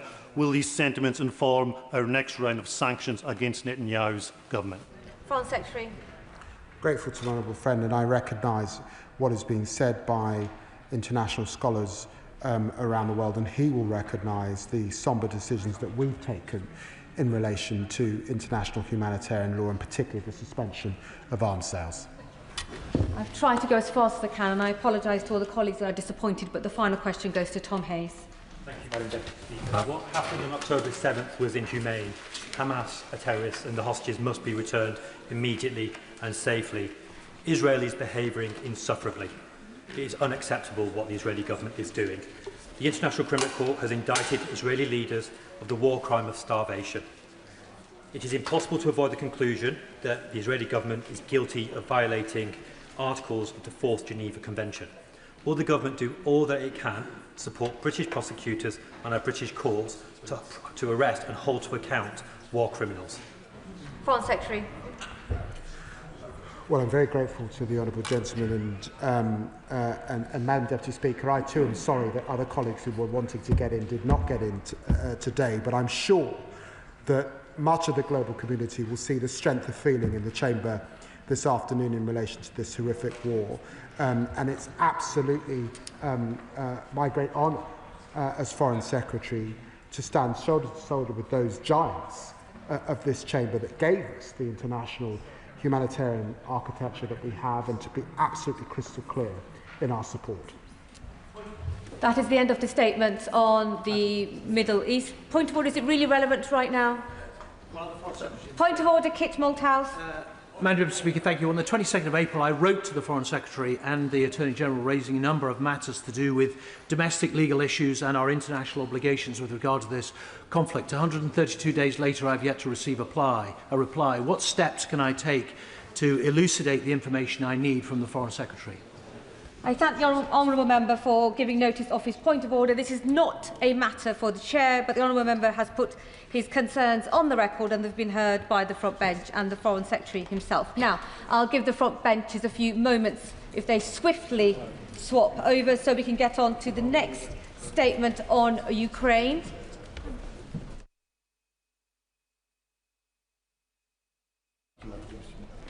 Statement on Ukraine. I call the Defence Secretary of State. With permission, Madam Deputy Speaker, I'd like to make a statement on Ukraine. But before I begin, I'd like to inform the House that yesterday we secured a £10 billion contract to supply Norway with at least 5 Type 26 frigates. This is the biggest British warship deal in our history. It strengthens NATO and our northern flank. It supports 4,000 British jobs and 400 British businesses for years to come. And it is showing that this government is making defence an engine for growth across the regions and nations of the United Kingdom. Turning to Ukraine, Madam Deputy Speaker. A few days ago, Ukrainians around the world came together to mark a special day. 34 years of their country's independence, 34 years as a proud and sovereign nation. And Ukrainians continue to fight for that freedom with huge courage, military and civilians alike, 3.5 years on from the start of Putin's brutal, full-scale invasion. A secure Europe needs a strong Ukraine. Their freedom is our freedom, their values are our values, and this is why the UK stands with Ukraine, and this is why this House stands united for Ukraine. And when Ukraine marks their next Independence Day, we all hope to see them celebrate in a time of peace and not in a time of war. Madam Deputy Speaker, over the summer, the UK, with our allies, have been working hard to make that hope a reality. The Prime Minister hosted President Zelensky in London. He chaired various Coalition of the Willing meetings with President Macron, and he joined European leaders with President Zelensky to meet President Trump in Washington, D.C. I've spoken with defence ministers across the coalition about stepping up military support and about securing a peace after any deal. And our military leaders have met multiple times to strengthen international contributions to the coalition, also known now as the Multinational Force Ukraine. We welcome President Trump's dedication to bringing this terrible war to an end, and we strongly welcome his commitment to make security guarantees, as he says, very secure with the Europeans. At every stage, President Zelensky continues his support for a full, unconditional ceasefire and for talks on a lasting peace. And yet Putin's response has been to launch some of the largest attacks on Ukraine since the start of the war. During last week's onslaught on Kyiv, at least 23 people were killed, 4 of whom were children, including a 2-year-old. And the attack on the British Council was an outrage. A Russian missile fired into a civilian area as part of an illegal war, damaging a British government building and injuring a civilian worker. Now it appears that Putin is refusing a meeting with President Trump and President Zelensky. So while Ukraine wants peace, Putin wages war. And President Trump is right. We must continue pushing for peace, as well as increasing pressure on Putin to come to the table. So we support measures to disrupt Russian oil revenues, and we welcome President Trump's comments that he is weighing very serious economic sanctions on Russia. And the Foreign Secretary will have more to say on similar UK action very soon. Madam Deputy Speaker, on the battlefield, intense fighting continues along the front line. And while Russian military activity has reduced in the Kharkiv and Sumy oblasts, as Russian ground forces relocate elements of those forces, over the past 2 weeks, they have advanced in the northern Donetsk region. Pokrovsk remains Russia's focus, and its forces are using a variety of methods to infiltrate Ukrainian positions. But Putin continues only to make minor territorial gains, and at a huge cost. The most recent assessment of the UK Defence Intelligence estimates that at the current pace since January, it would take Russia another 4.4 years to seize the Donbass, at a cost of almost 2 million more Russian casualties. Despite this, the increasing escalation of Russia's devastating drone strikes is a serious concern. In July, Russia launched approximately 6,200 one-way attack drones into Ukraine, another monthly record. Yet in one night alone, over this weekend, Russia launched nearly 540 drones and 45 missiles. So, Madam Deputy Speaker, the UK government is stepping up our efforts for Ukraine, and our priorities are simple. Support the fight today, secure the peace tomorrow. On support for the fight today, we are providing £4.5 billion in military aid for Ukraine this year, the highest ever level. And at the last Ukraine Defence Contact Group meeting, with over 50 nations and partners in July, I launched a 50-day drive to accelerate the assistance we're giving. 50 days on, the Ukraine has delivered to Ukraine nearly 5 million rounds of munitions, around 60,000 artillery shells, rockets and missiles, 2,500 uncrewed platforms, 30 vehicles and engineering equipment, and 200 electronic warfare and air defence systems. Madam Deputy Speaker, we will not jeopardise the peace by forgetting about the war. So next week I will also co-chair the 30th UDCG meeting with Germany's Minister Pistorius, alongside NATO Secretary General Mark Rutte and 50 other allies and partners. And I will host an E5 Defence Ministers Summit in London next week, where we will be joined by the Ukrainian Defence Minister, where together we will step up still further our support for Ukraine. And then to secure the peace tomorrow, The UK continues with the French to lead the coalition of the willing. 200 military planners from more than 30 nations have helped design plans in the event of a ceasefire. Plans to secure the skies and seas and to train Ukrainian forces to defend their nation. This week, I will host defence ministers from across the coalition with French Minister Le Cornu to further cement contributions to that coalition. And for the armed forces, I'm reviewing readiness levels and accelerating funding to prepare for any possible deployment. Peace is possible, and we will be ready. And the Prime Minister and I will ensure that the House is fully informed of developments in the proper way.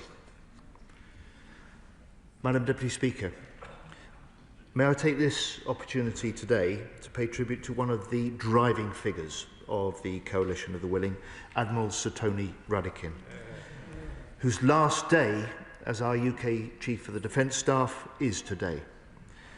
Tony's had a distinguished 35-year military career in the armed forces, serving in operations right across the globe. He's widely respected and as a true friend of the Ukrainian people, as President Zelensky himself said last week. I'm sure everyone in the House will join me in thanking Tony for his outstanding service and wish every success to his successor as CDS, Air Chief Marshal Rich Knighton.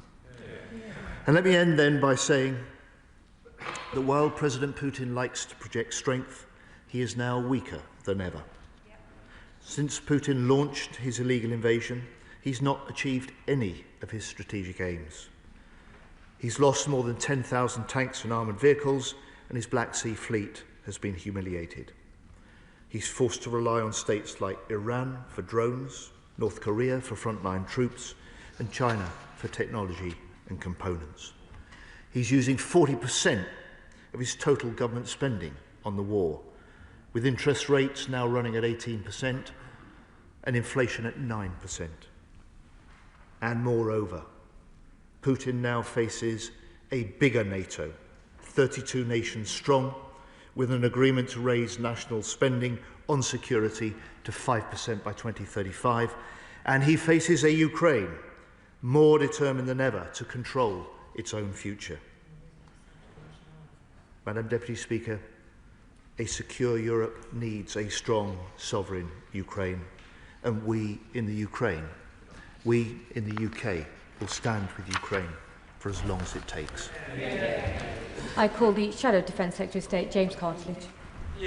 Thank you, Madam Deputy Speaker, and I'm grateful to the Secretary of State for advance side of his statement, and can I join him in paying tribute to the outgoing Chief of Defence Staff, Admiral Sir Tony Radakin, who, as he says, has given such impactful leadership on support for Ukraine, and I also send my best wishes to his successor as CDS, Air Chief Marshal Sir Rich Knighton. It was a privilege to work with both of them at the MOD.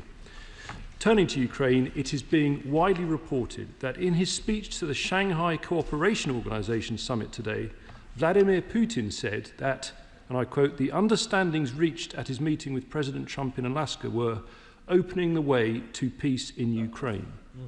How utterly cynical. What followed the summit in Alaska was not peace, but the brutal bombing of innocent civilians across Ukraine. In particular, just days ago, Putin unleashed the second largest aerial attack of the whole war, killing at least 23 people, and as the Secretary of State just confirmed, including 4 children. And of course, bomb damage included the British Council in Kyiv. We join the government in utterly condemning the attack on the British Council and pay tribute to all their staff playing their part in our national endeavour to support Ukraine, and pass on our best wishes to the member of staff who was injured in the attack. We note that the Chief Executive of the British Council, Scott MacDonald, promised to continue operations wherever possible. Can the Secretary of State outline to what degree this has been achieved and what support the government has provided to assist? If Putin really wants to open the way to peace in Ukraine, as he said, he should recognise that the blame for this war lies squarely with his territorial ambitions, and that all the civilian and military bloodshed that continues is wholly the result of his unprovoked and illegal invasion. But the reality is Putin does not accept this basic fact. In his speech today at the Shanghai Cooperation Organization Summit, Putin is also widely quoted as blaming others for the war. In particular, his long-standing refrain that the war was caused by, and I quote, the West's constant attempts to drag Ukraine into NATO.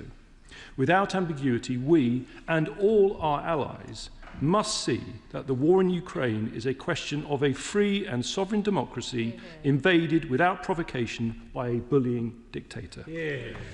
That is why, when we were in office, it was right to provide such strong support to Ukraine from the outset of the invasion, indeed even before it commenced, and why in opposition we stand shoulder to shoulder with the government in continuing that policy.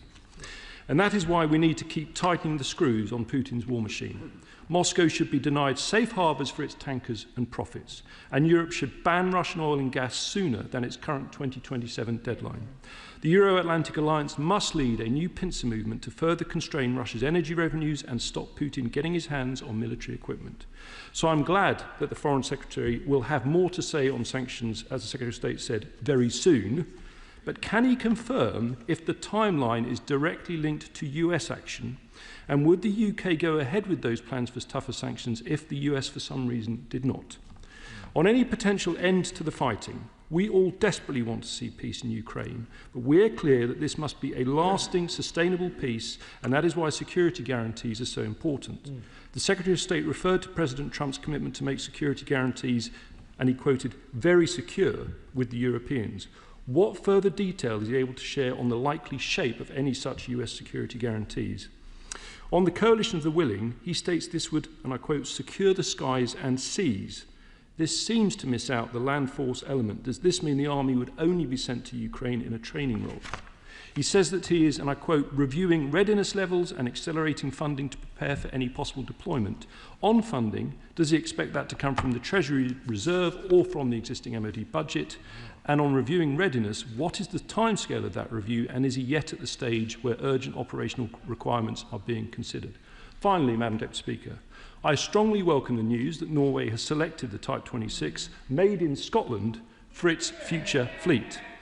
This is a huge deal that will support thousands of jobs, but also one that has been many years in the making, with significant input and progress under the previous government. In December 2023, I myself had the pleasure to visit the Norwegian MOD in Oslo, and I can assure the House that the Type 26 was very much at the top of the agenda. Just to remind them, that was in the same week that we announced that Britain and Norway would lead the maritime coalition supporting Ukraine's navy, underlining the strength of our naval alliance and our joint commitment to Ukraine. It's clear that a key reason for Norway's decision is that they face the same Russian threat as we do from Russian submarines and want the best possible capability to respond, maximising interoperability with the Royal Navy. But that Russian threat arises entirely from Putin's pursuit of aggression rather than peace, and until that situation changes in reality rather than rhetoric, we must continue to be robust in doing everything possible to support Ukraine. Secretary of State. Thank you. Well, Madam Deputy Speaker, I welcome his endorsement of the success in securing the Norway deal. I do have to say to him there was certainly groundwork done under the last government, and he led a lot of that in as Defence Procurement Minister.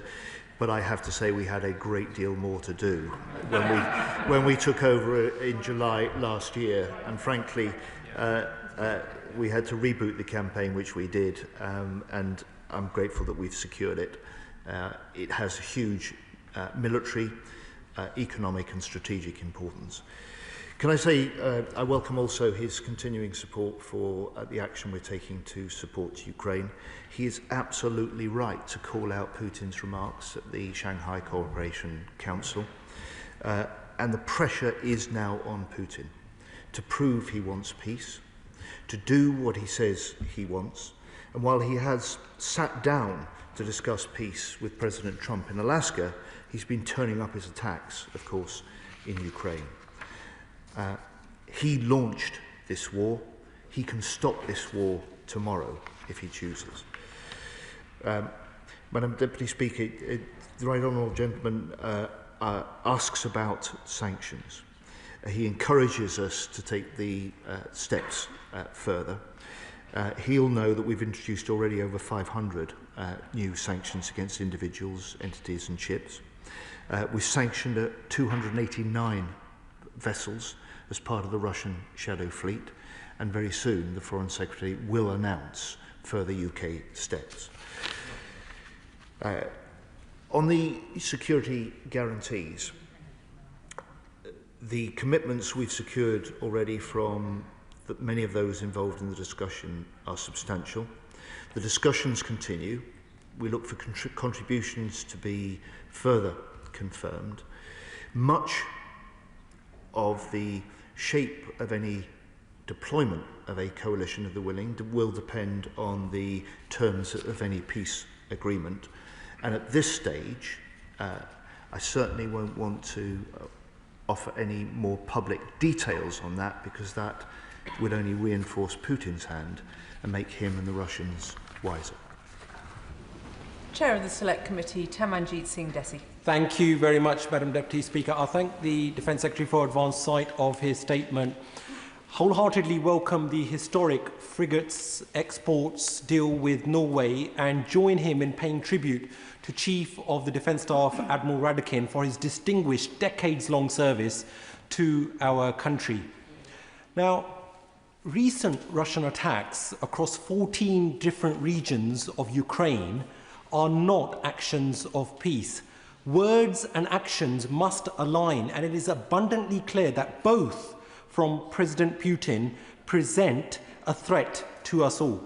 So with such drastic escalation of Putin's violence, and that running concurrently with peace negotiations, along with Putin's false reframing of his invasion as some sort of reaction to a Western-backed coup, can my right honourable friend, the Secretary of State, shed further light on what steps, what levers he has pulled to help enable a peaceful outcome?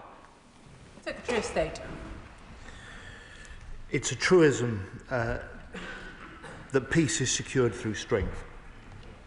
And our task, those countries like the UK that strongly support Ukraine, is to put Ukraine in the strongest possible position on the battlefield and at any negotiating table.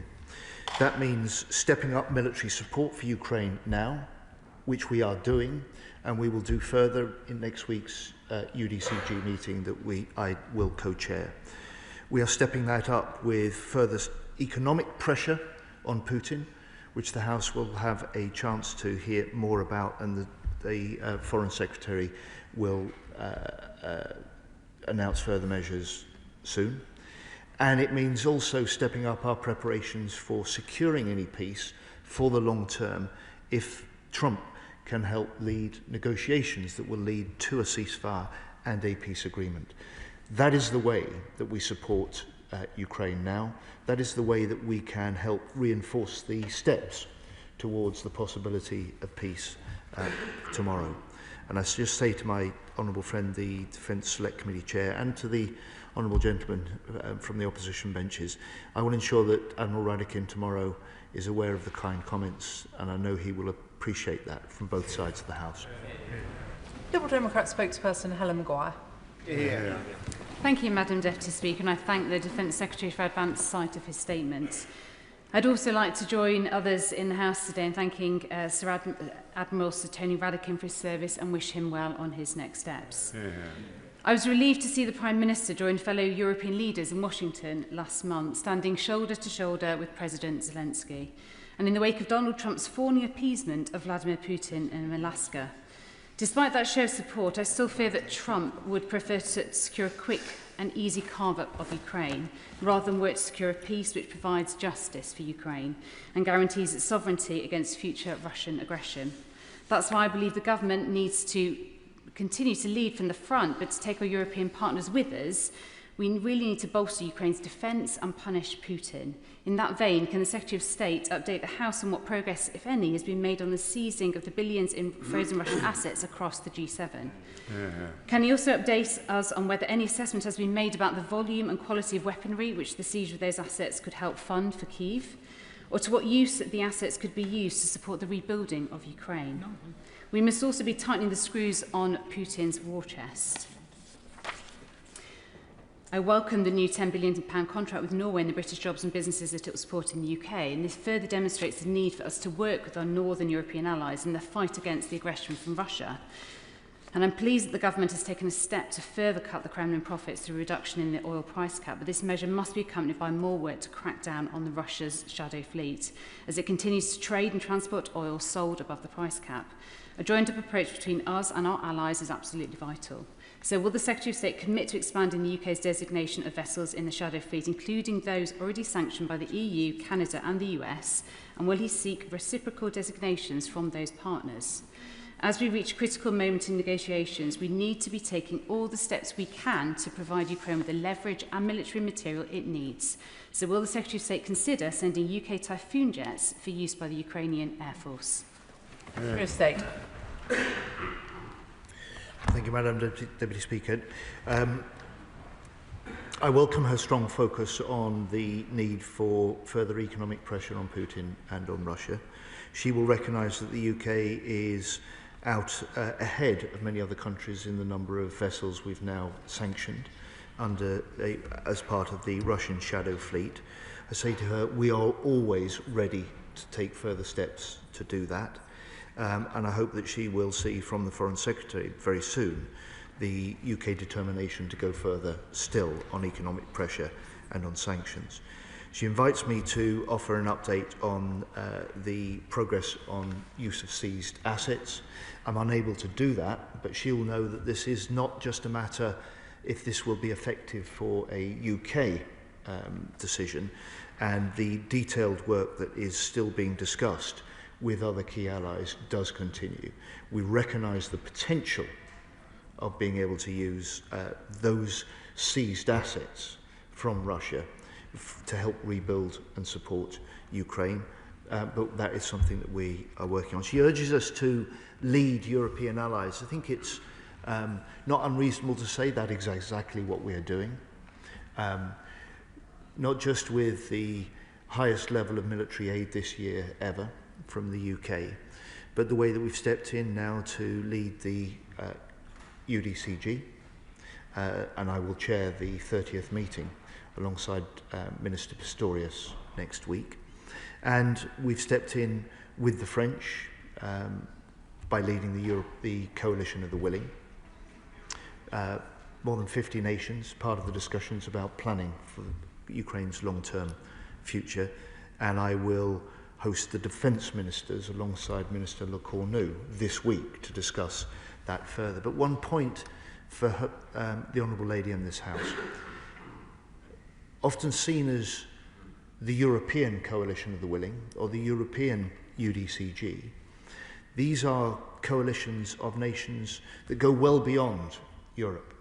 And I was in Japan last week, and so Prime Minister Ishiba at Japan has joined the discussions for the Coalition of the Willing, and some of the most stalwart supporters of Ukraine in military aid since the start of the Russian invasion have been allies of ours, steadfast supporters of Ukraine from other parts of the world, from Australia to Japan to New Zealand to Korea.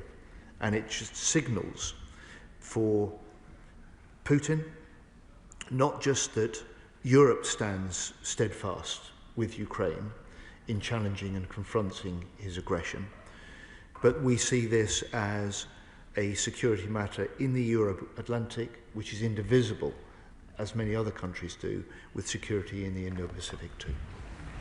Alex Baker. Thank you, Madam Deputy Speaker. I thank the Defence Secretary for this update and his continued leadership on this issue.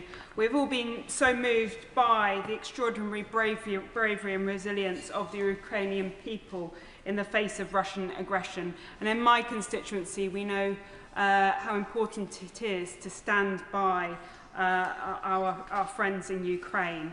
In my constituency, I also had the privilege of being able to visit our armed forces and our industry and see how much actually they have been inspired themselves by our Ukrainian colleagues and their innovation on the battlefield. So can I ask the Secretary of State to have a bit of an update on the important lessons that the MOD have learnt from Ukrainians innovation on the battlefield. Secretary of State. My honourable friend is absolutely right. It isn't just that the courage of the Ukrainians is an inspiration to us all, including our own forces. It is that their ability to fight and innovate in combat is also an inspiration to us. We try to capture this in the Strategic Defence Review that we published in June. It points the way to the sort of radical transformation that we require in our own armed forces and our own defence system. And I hope that my honourable friend will see the hallmarks of that very soon when we publish the Defence Industrial Strategy. Sir Ian Duncan-Smith. Deputy Speaker, a few weeks ago I returned from Ukraine with some others that have been delivering trucks and medical aid to the Ukrainians for use in the front line. A number of trips that I've done with others I can see across the floor as well here, united as the government is united with the opposition and the other parties. But however, having watched the brutality stepped up by President Putin in the recent weeks and following from the Alaskan conference at Anchorage, I must say I am fundamentally still very disappointed. Yes, the government is right. They're bringing together a coalition of the willing. But the least willing of all at the moment seems to be the White House. And my concern is, without the White House's commitment to showing Putin that his actions have consequences, then this drags on again and again. They are the one country that can really impress upon him that if they carry on with these attacks, they will be sanctioned dramatically and the weapons will flow like water to the Ukrainians that they desperately need. I wonder if the government, behind closed doors, could say to the President, it is time to follow your words with actions and not keep on prevaricating. Secretary of State. I appreciate the argument that the honourable gentleman makes. It's important to recognise that the role of President Trump is essential and central into any opportunity to bring the two sides together. He is playing a role that only President Trump can play. And he has made clear that on the range of further steps, if they become necessary, at his disposal for his decision, is including stepping up economic pressure on President Putin. And we are ready to respond alongside that. We are also ready to take our own decisions on economic pressure on President Putin and on Russia. It has got to be part of what I said to my honourable friend, the Defence Secretary Select Committee Chair. It is part of trying to ensure that the pressure on Putin, the support for Ukraine, brings the two sides more rapidly to the negotiating table, and we can get that peace that we all secure. Douglas McAllister. Thank you, Madam Deputy Speaker. My Western Bartonshire constituents know the importance of standing shoulder to shoulder with Ukraine in this fight. Does the Minister agree that investments such as the £250 million to HMNB Clyde and the landmark £10 billion deal with Norway, both of which secures thousands of jobs on the Clyde, many of whom live in my Western Bartonshire constituency, all help to show our strength and deter future Russian aggression? State. My honourable friend is absolutely right, and it's a lesson that we took and have to take seriously from Ukraine, that particularly when a country is faced with conflict or is forced to fight, its armed forces are only as strong as the industry that stands behind them. And part of the significance of the frigate deal with Norway is that this will reinforce our British shipbuilding, our British innovation and our British technology base across the UK and especially in Scotland for many years to come. Dr. Andrew Murison. Thank you, Madam Deputy Speaker. I too congratulate Admiral Sir Tony Radakin and Air Chief Marshal Sir Rich Knighton and wish them well. A big well done too to all involved in the Type 26 deal, including my honourable friend, the member for South Suffolk. And if I may say to the Defence Secretary to cast his mind back to March, when I asked the Prime Minister whether it would be folly to put British troops into Ukraine without a US backstop, without a guarantee from the White House, and the Prime Minister agreed it would indeed be folly. Does that remain the government's position?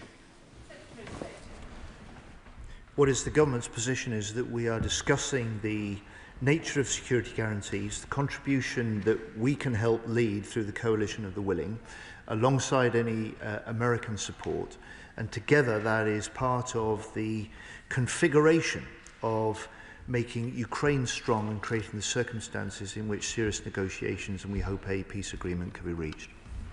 Dr. Zubair Ahmed. Speaker, can I warmly thank my right honourable friend for getting this Norwegian deal over the line. I feel a singular piece of pride about this because in my constituency of Glasgow South West and Govan will become the epicentre of the Type 26 construction. Will he undertake to work with me to make sure that my constituents in Glasgow South West feel the full benefits of this investment? And in that vein, will he urge the SNP government to finally collaborate with us to dispense their ideological block on the defence sector so together, for want of a better word, we can be stronger for Scotland? State. Well, first of all, Madam Deputy Speaker, can I say to my honourable friend, all of us in the House here appreciate the contribution that his constituents as part of that government workforce make to building the outstanding British ships. The Norwegian Prime Minister had a very telling way of explaining the decision on Sunday when he said, we weighed two questions in the decision. Who is our most strategic partner and who has delivered the best frigates? The answer to both is the United Kingdom. Yeah. And it is also telling, Madam Deputy Speaker, that the nationalist-led Scottish Government has yet to welcome this contract and this success. Chris Cochran. Thank you, Madam Deputy Speaker. First, I'd like to commend the Defence Secretary and Admiral Sir Tony Radakin for your commitment to a just peace in Ukraine. But I do agree with the Right Honourable Member for Chingford Wood Green that the most reluctant member of this coalition of willing does appear to be President Trump.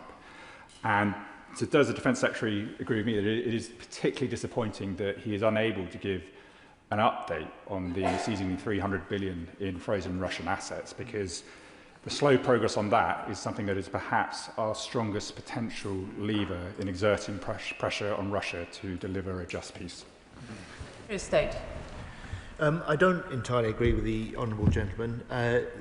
The commitment that the declaration that the President of the United States has made to making the European-led arrangements for security guarantees, in his words, very secure, is very important and very significant. Those discussions continue. The shape of any potential and possible deployment to support and secure a long-term peace will depend hugely on the nature of the peace agreement itself.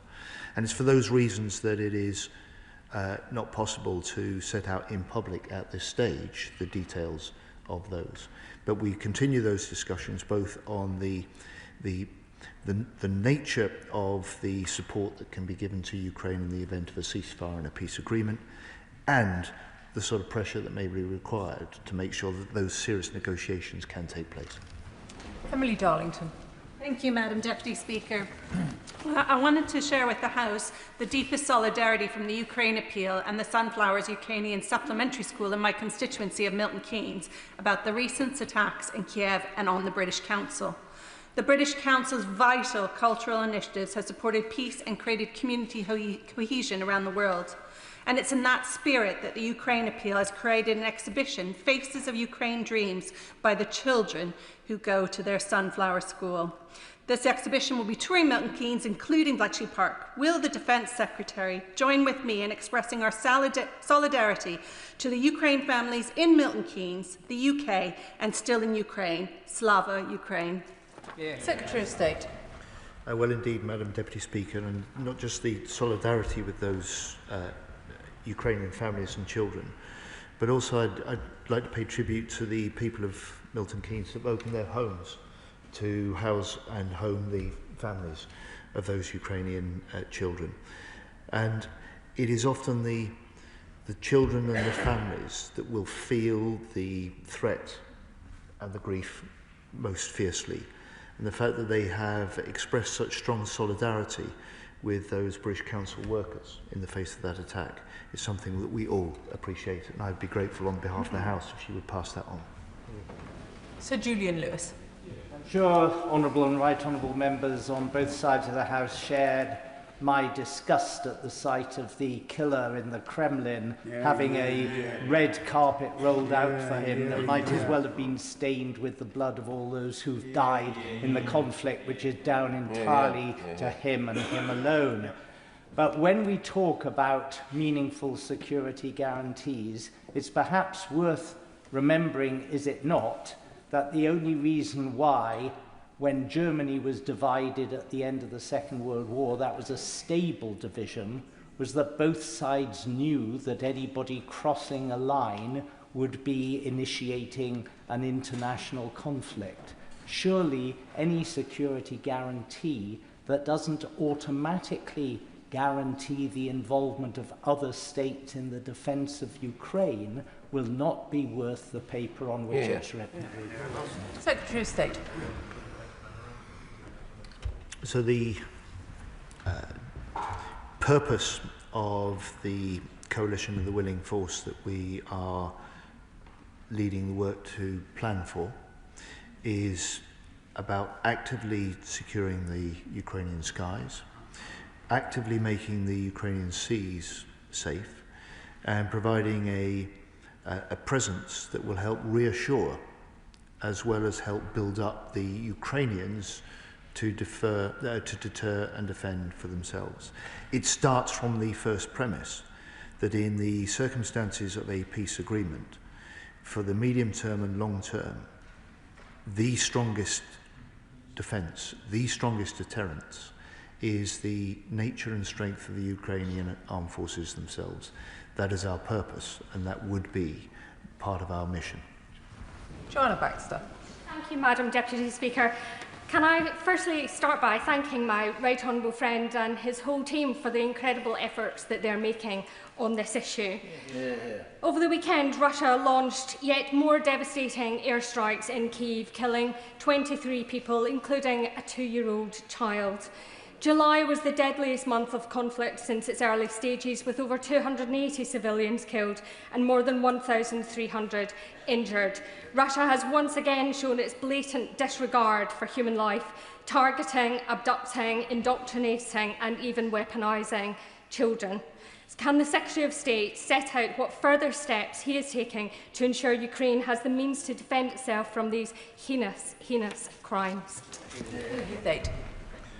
Madam Deputy Speaker, can I pay tribute to my honourable friend for the campaigning that she is doing, not just on Ukraine generally, but in particular to draw attention to this systematic programme that we've seen from Putin and his troops of abducting Ukrainian children, trying to indoctrinate them into the Russian way of life. And can I say to her, in the discussions that I've had with Secretary Umerov when he was Defence Minister and now as Secretary of the Ukrainian National Security and Defence Council, he is leading the negotiations on behalf of President Zelensky, and some of the early discussions potentially with the Russian side are about prisoner of war swaps and about the return of those Ukrainian children. Stephen Gethins. Mr. Speaker, can I welcome the Norwegian investment in Glasgow's shipyards? They understand, the Norwegians understand the importance of European security. The Norwegians understand the importance of territorial integrity. The Norwegians understand the importance of the High North, and I pay credit to those in my own constituency at RM Condor for their own work in that particular area. They know that Donetsk is Ukrainian, Luhansk is Ukrainian, Crimea is Ukrainian. Now, the US ambassador to NATO said recently that no chunks that were not, and I quote, earned on the battlefield should be given over to Russia. When he meets with his US counterpart in a couple of weeks' time, can he be clear that no chunks of Ukraine are earned by aggressors on the battlefield, and Ukraine's integrity, territorial integrity, is testament regardless of our political allegiance here? Secretary of State. The Ukrainians are fighting for their territorial integrity. The Ukrainians are doing the fighting. It's for the Ukrainians to decide when to stop fighting and on the terms on which they do so. Our job in the UK, my job as Defence Secretary, is to ensure that we give them the maximum possible support in the fight, and we'll give them maximum support possible as they go into the negotiations. And can I just say, to finish, the declaration that he fully supports, and I hope he can speak on behalf of his party, for that the biggest ever British warship export deal is welcome in this House. Alex Sobel. And Deputy Speaker, I want to start by paying tribute to Andrei Parubi, the former Ukrainian speaker, who was brutally assassinated in his home city, Lviv. He played a key role in the Maidan protests, which freed Ukraine of Russian interference. I really thank my right honourable friend for raising the issue of the British Council attack in Kyiv. A man was injured. We need to remember the British Council isn't just any body. It's an arm's-length body of the FCDO. It takes British culture and values and English language teaching around the world. In the same attack, the EU delegation building was also attacked. And we heard tonight from Bulgaria that Ursula von der Leyen's plane was jammed by Russia and had difficulty landing and had to use paper maps to land. We're hearing more and more, I'm afraid, on the streets that this war is a matter for Ukraine and Russia. But I think everybody in this chamber knows that if Ukraine falls, it won't end there. And this is a war for all of us, and Ukraine are fighting for all of us. And I'd like my friend to reassure me that we are making very clear that we know that Putin's aggression will not stop at Ukraine if Ukraine fails, and they are fighting for all of us, and we'll give them all the support that they need to ensure that we are all free in Europe. Secretary of State. Madam Deputy Speaker, my honourable friend speaks plainly and strongly. Can I recognise the work that he's done on Ukraine, just in the way that President Zelensky did last month when he awarded my honourable friend the Order of Merit from Ukraine for his support. Can I say to him also, he's right to remind the House of the recent assassination of Andrei Parubi, and it is something that should be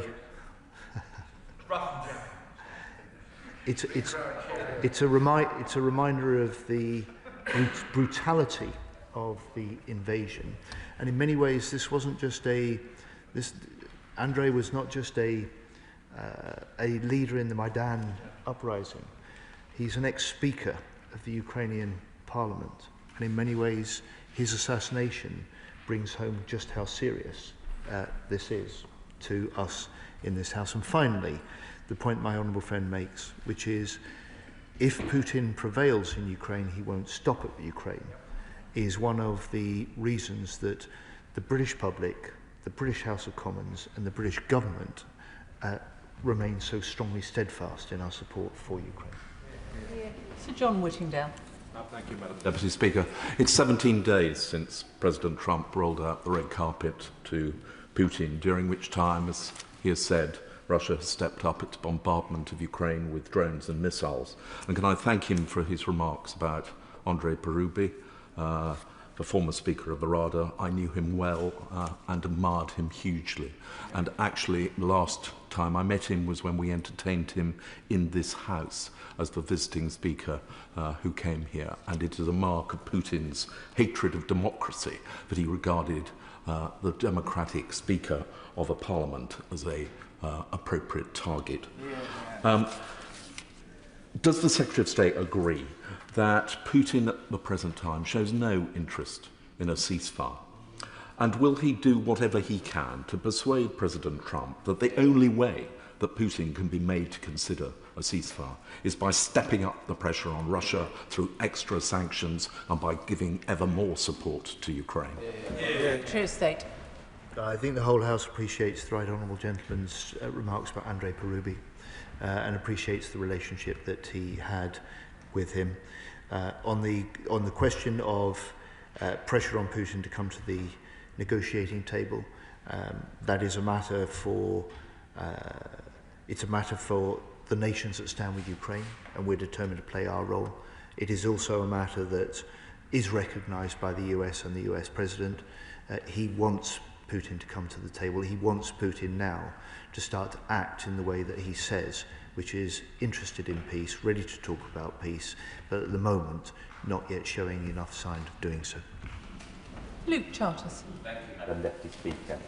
To secure the peace in the long term for Ukraine, we need to support its defence industrial base and therefore the financial sector that underpins it. But I'm concerned that UK export finance red tape could be limiting UK-Ukraine defence partnerships. And I also believe we could launch new joint defence innovation funds. Would my right honourable friend consider carefully these ideas and work with me to discuss how we can support Ukraine's defence financing system too? Secretary of State. Madam Deputy Speaker, the short answer is yes. The slightly longer answer is that we are already working hard with Ukraine on some of these questions of joint ventures, joint industrial partnerships, and indeed our Prime Minister, Keir Starmer, in June with President Zelensky, declared when he visited Downing Street that this is an area of reinforcing our industrial connections and joint enterprise that will help Ukraine in the fight now, will help develop Ukrainian industry, but could bring benefits to us and our armed forces in the future. Richard Tice. Thank you, Madam Deputy Speaker. Can I congratulate the Secretary of State and all those involved in the Type 26 frigate deal, which is great news for all and for economic growth, and reiterate our continuing support for Ukraine and also to this government and the Secretary of State to working with other world leaders in trying to secure a ceasefire. And I suppose we shouldn't be surprised by Putin's appalling continuation of bombing Ukraine. And can I urge the Secretary of State to work with other world leaders to use the leverage that I think we still have of the $300 billion of frozen central bank assets that I think could help in the negotiations with Putin. Secretary of State. Thank you, Madam Deputy Speaker. Can I thank the honourable gentleman? I note his view on the frozen Russian assets, and I welcome his declaration of support for Ukraine and his condemnation of Vladimir Putin. The all-party nature of the support for Ukraine in this House is very important, and it is particularly welcome that he's here this afternoon and he makes that clear for the Reform Party. Serena Brackenridge. Thank you, Madam Deputy Speaker. Russia's aggression directly threatens our security here at home. Does my right honourable friend agree that the push for peace matters not just for Ukrainian people, but for all of our security? And we must invest in the defence industry in constituencies like Wolverhampton North East to deter Russian aggression and stand in solidarity with Ukraine. Secretary of State. I do indeed, Madam Deputy Speaker. If for a moment this House considers a situation in which Putin prevails in Ukraine, it is not hard to see how that makes Europe less secure, and a strong Ukraine is essential for a secure UK and a secure Europe in the future. My honourable friend urges us to do more to reinforce the British defence industrial base and the record increase in defence spending that this government is now committed to investing since the end of the Cold War will be an important part of that, and I hope she'll welcome the defence industrial strategy when we publish that shortly. Sir Desmond Swing. Given the red carpet treatment afforded to Putin, will the Secretary of State remind our principal ally that it is our co-signatory to the Budapest Memorandum? Yes. Yep. Very good. The US is well aware that it's a co-signatory, and everyone involved in trying to support Ukraine through this war, but more importantly also looking to the route to securing a long-term and just peace, is acutely aware of not repeating the mistakes of the Budapest Memorandum. John Pearce. Thank you, Madam Deputy Speaker. I'd like to thank the Secretary of State for his statement and the government's unwavering support for Ukraine. Given recent reports that Starlink was disabled during a major Ukrainian counter-offensive, highlighting the dangers of relying on a single privately owned satellite system, can the Secretary of State outline what steps the government is taking with its European allies to ensure that Ukraine has a resilient and sovereign communication system that cannot be switched off at the whim of one individual? Secretary of State. Without going into the details in public, I can say to my honourable friend, across a range of capabilities, where the Ukrainians are requiring our support and our military aid, we're looking to provide that. Osmedy. Madam Deputy Speaker, it's been a long summer. Ukraine needs a just peace. It also needs financial support to rebuild. The EU has said it will allow frozen Russian assets to be used in higher risk investments to generate more money. What discussions has the Secretary of State had about supporting the EU's latest effort to use Russian assets to provide vital funding for Ukraine? State. I've had none of those discussions myself, but the government has with the European Union and with other allies that must be part of any effective plan to make use of the frozen Russian assets.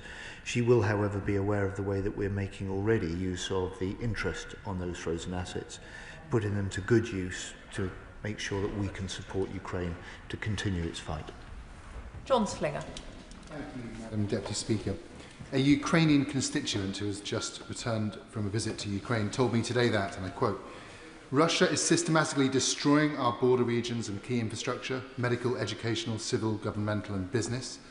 The scale of the problem goes far beyond housing or temporary displacement.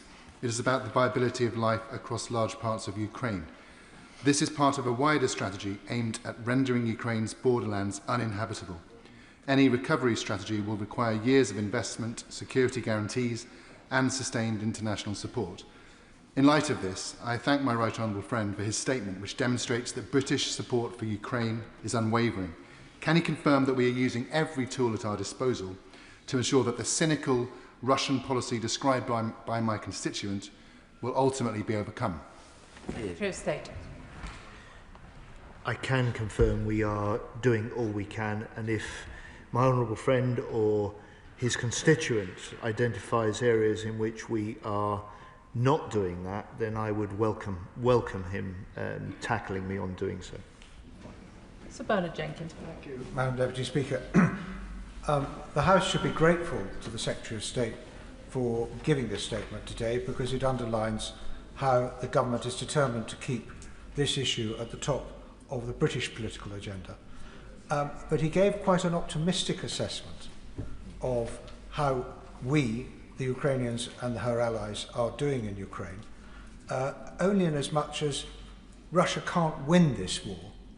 But the risk is, and I hope something he will emphasise to President Trump as well, is that the West is losing the peace. And by losing the peace, we are losing our own security. But we need to, in the words of his own SDR, mobilise the British people to have a national conversation as to why we need to step up our efforts. Are we really giving Ukraine enough? Because I don't think we are. State. But the right honourable gentleman has really deep experience, so I take his views very seriously. I would just say to him, we are doing more this year than we've ever done before. We are recognising that the UK itself, on its own, is limited, and that we can play a really important role in stepping up the collective leadership, as we are doing through the UDCG and the Coalition of the Willing, In that way, Britain can play a coordinating role to contribute the support that Ukraine needs. And we do so with allies, and when we do so with allies, we make more of an impact. Patricia Ferguson. Thank you, Madam Deputy Speaker. The Secretary of State will be aware that the Clyde is a wide river and straddles the constituency of the Honourable Member for Glasgow South West, as well as my own in Glasgow West.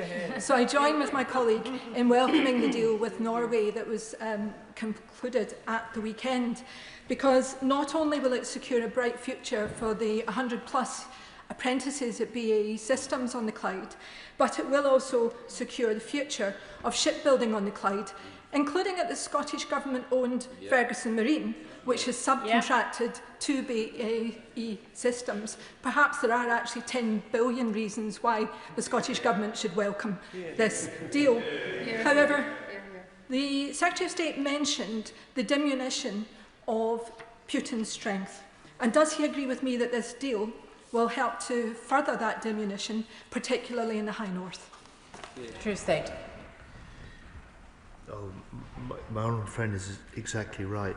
This will not just set new standards within NATO of interoperability and interchangeability, effectively a combined Norwegian UK anti-submarine force. It means that more frigates, a total of 13 anti-submarine frigates between the two nations, will be available to reinforce the northern flank of NATO, to provide the sort of deterrence required in order to keep the Russian threat in check. And just may I say to my honourable friend, she must be very proud of her Scotston yard. I hope that she will recognise, as I do, that this is a deal that will not just secure for many years the future of 4,000 jobs in the UK. 2,000 of those jobs are in Scotland. Richard Ford. Thank you, Madam Deputy Speaker. Admiral Sir Tony Radakin is a fine example of public service, and so I humbly agree with the Defence Secretary about the retiring Chief of the Defence Staff. CDS appeared before the Defence Committee in June and said of NATO, quote, "The crucial thing is whether we are deterring Russia and whether we can face down threats from Russia." And he answered his own rhetorical question with absolutely we are. But following the strike in Kyiv that damaged the British Council and the EU's diplomatic mission last week, can the Defence Secretary set out how the UK and NATO are deterring further attacks that have symbolic effects like this one? Secretary of State. Well, I suspect, without wishing to speak for him, that Admiral Radakin, one of the things he won't miss in stepping down from the CDS is appearing before the Defence Select Committee. But I'm sure he'll still contribute to public debate on these matters. The Honourable Gentleman makes a sort of general point about the attempt to step up our support for Ukraine. We will always try and respond to what Ukraine says it most needs. And as we go into next week's UDCG meeting that I'll host with Minister Pistorius, that's exactly what we will try and do. Lawrence Turner. Thank you very much, Madam Deputy Speaker, and I welcome my right honourable friend's statement and leadership on this issue. As the pressure on Ukraine to agree a ceasefire builds, Russia too escalates its campaign of aerial attack on Ukrainian civilians and Ukrainian civilian infrastructure. In the liberated city of Kherson, Russian first-person drone operators are turning state killing into a grotesque spectacle, publicly broadcast, which has been christened as a human safari.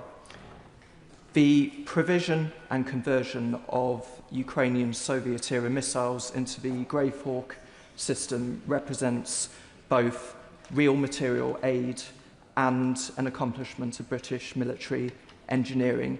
Crucially, it helps to reduce dependency on any single supply chain and technology for aerial defence. So will the Defence Secretary give the House an assurance that all steps are being taken to increase both the quantity and the diversity of air defence systems to Ukraine?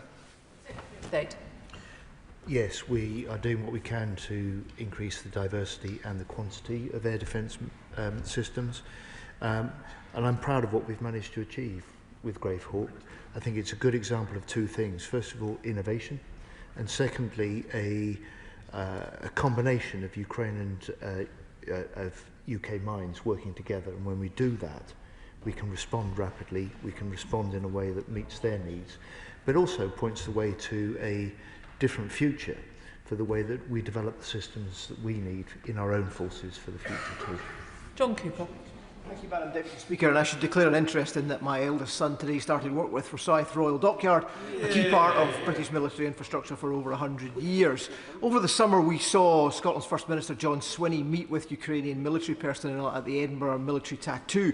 Incredibly, were those brave men and women to be injured in the line of duty, NHS medical aid sent from Scotland could not be used to treat them because of a prohibition put in place by the Scottish Government, and they still continue to refuse to fund warfighting capability in Scotland. With defence reserved to this place, Secretary of State, how is it possible that the devolved administration in Holyrood can damage British interests and security in this manner? Secretary of State. He poses those questions to me, but they're clearly matters not for me to answer, but for the Scottish Nationalist Government. And I would love to see the antagonism to investment in Scotland that supports Scottish jobs in the wider defence industry, that supports our UK security, of which Scotland plays such a vital part. That ought to be something that the Scottish Government embraces and supports, rather than resists and opposes. James Naish. Thank you, Madam Deputy Speaker. People in my constituency of Rushcliffe know the importance of standing with Ukraine in its fight, and in a recent survey I did, 87% of them supported this government's continued ironclad support for Ukraine, which I think after 3.5 years is an impressively high figure.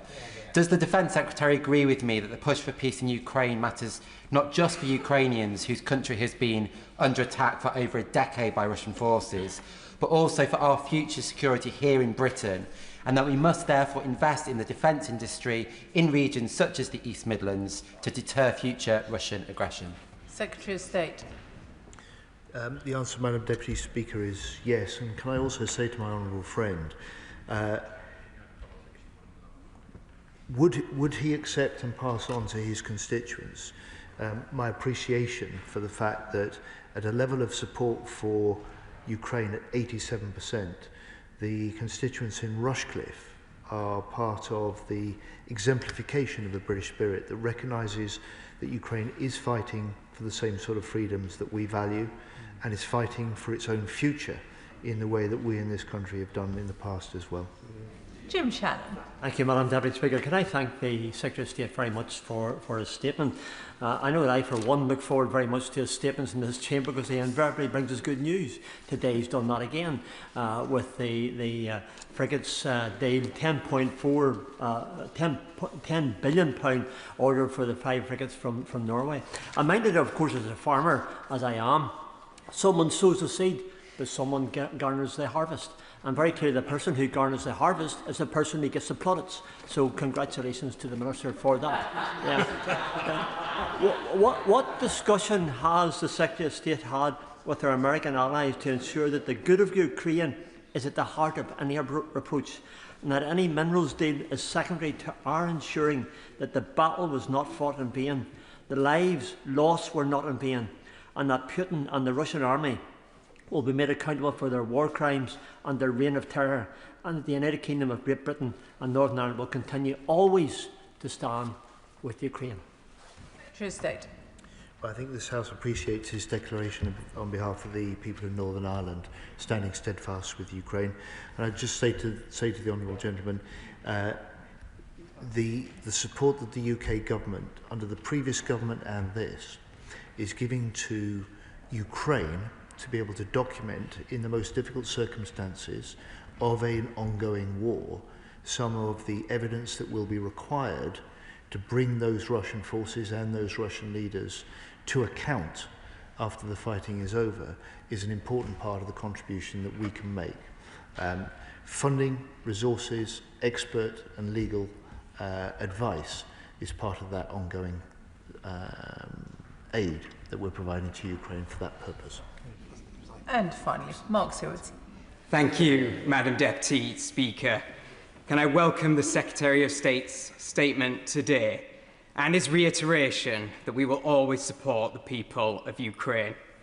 Given Russia's despicable attack against civilian targets in Kyiv, costing the lives of over 20 civilians, including children, and damaging a British council building, it's quite clear that Vladimir Putin has very little interest in any legitimate peace process.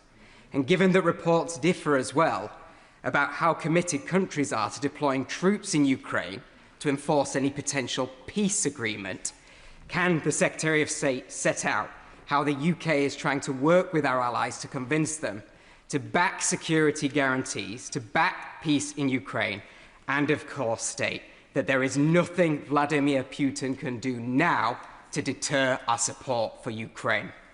Secretary of State. There is indeed, Madam Deputy Speaker, nothing that Putin can do to deter our support for Ukraine. Our support while it fights, but our preparation for the moment of peace that we hope will come. And he invites me to set out how we are developing that. We've had multiple meetings of our military leaders and planners over the summer through the Coalition of the Willing. I will host this week a meeting of defence ministers of the Coalition of the Willing. That will be designed to make sure that we maintain our military plans, but also that we step up the commitments to contribute at the point at which we can get a peace agreement in place, and that there will be a role for countries like ours to support Ukraine securing that peace for the long term and regenerating their own armed forces to deter Russia in future. Can I thank the Secretary of State for his statement this evening? We now come to the Select Committee statement on behalf of the Joint Committee on Human Rights. Alex Sobel will speak for up to 10 minutes, during which no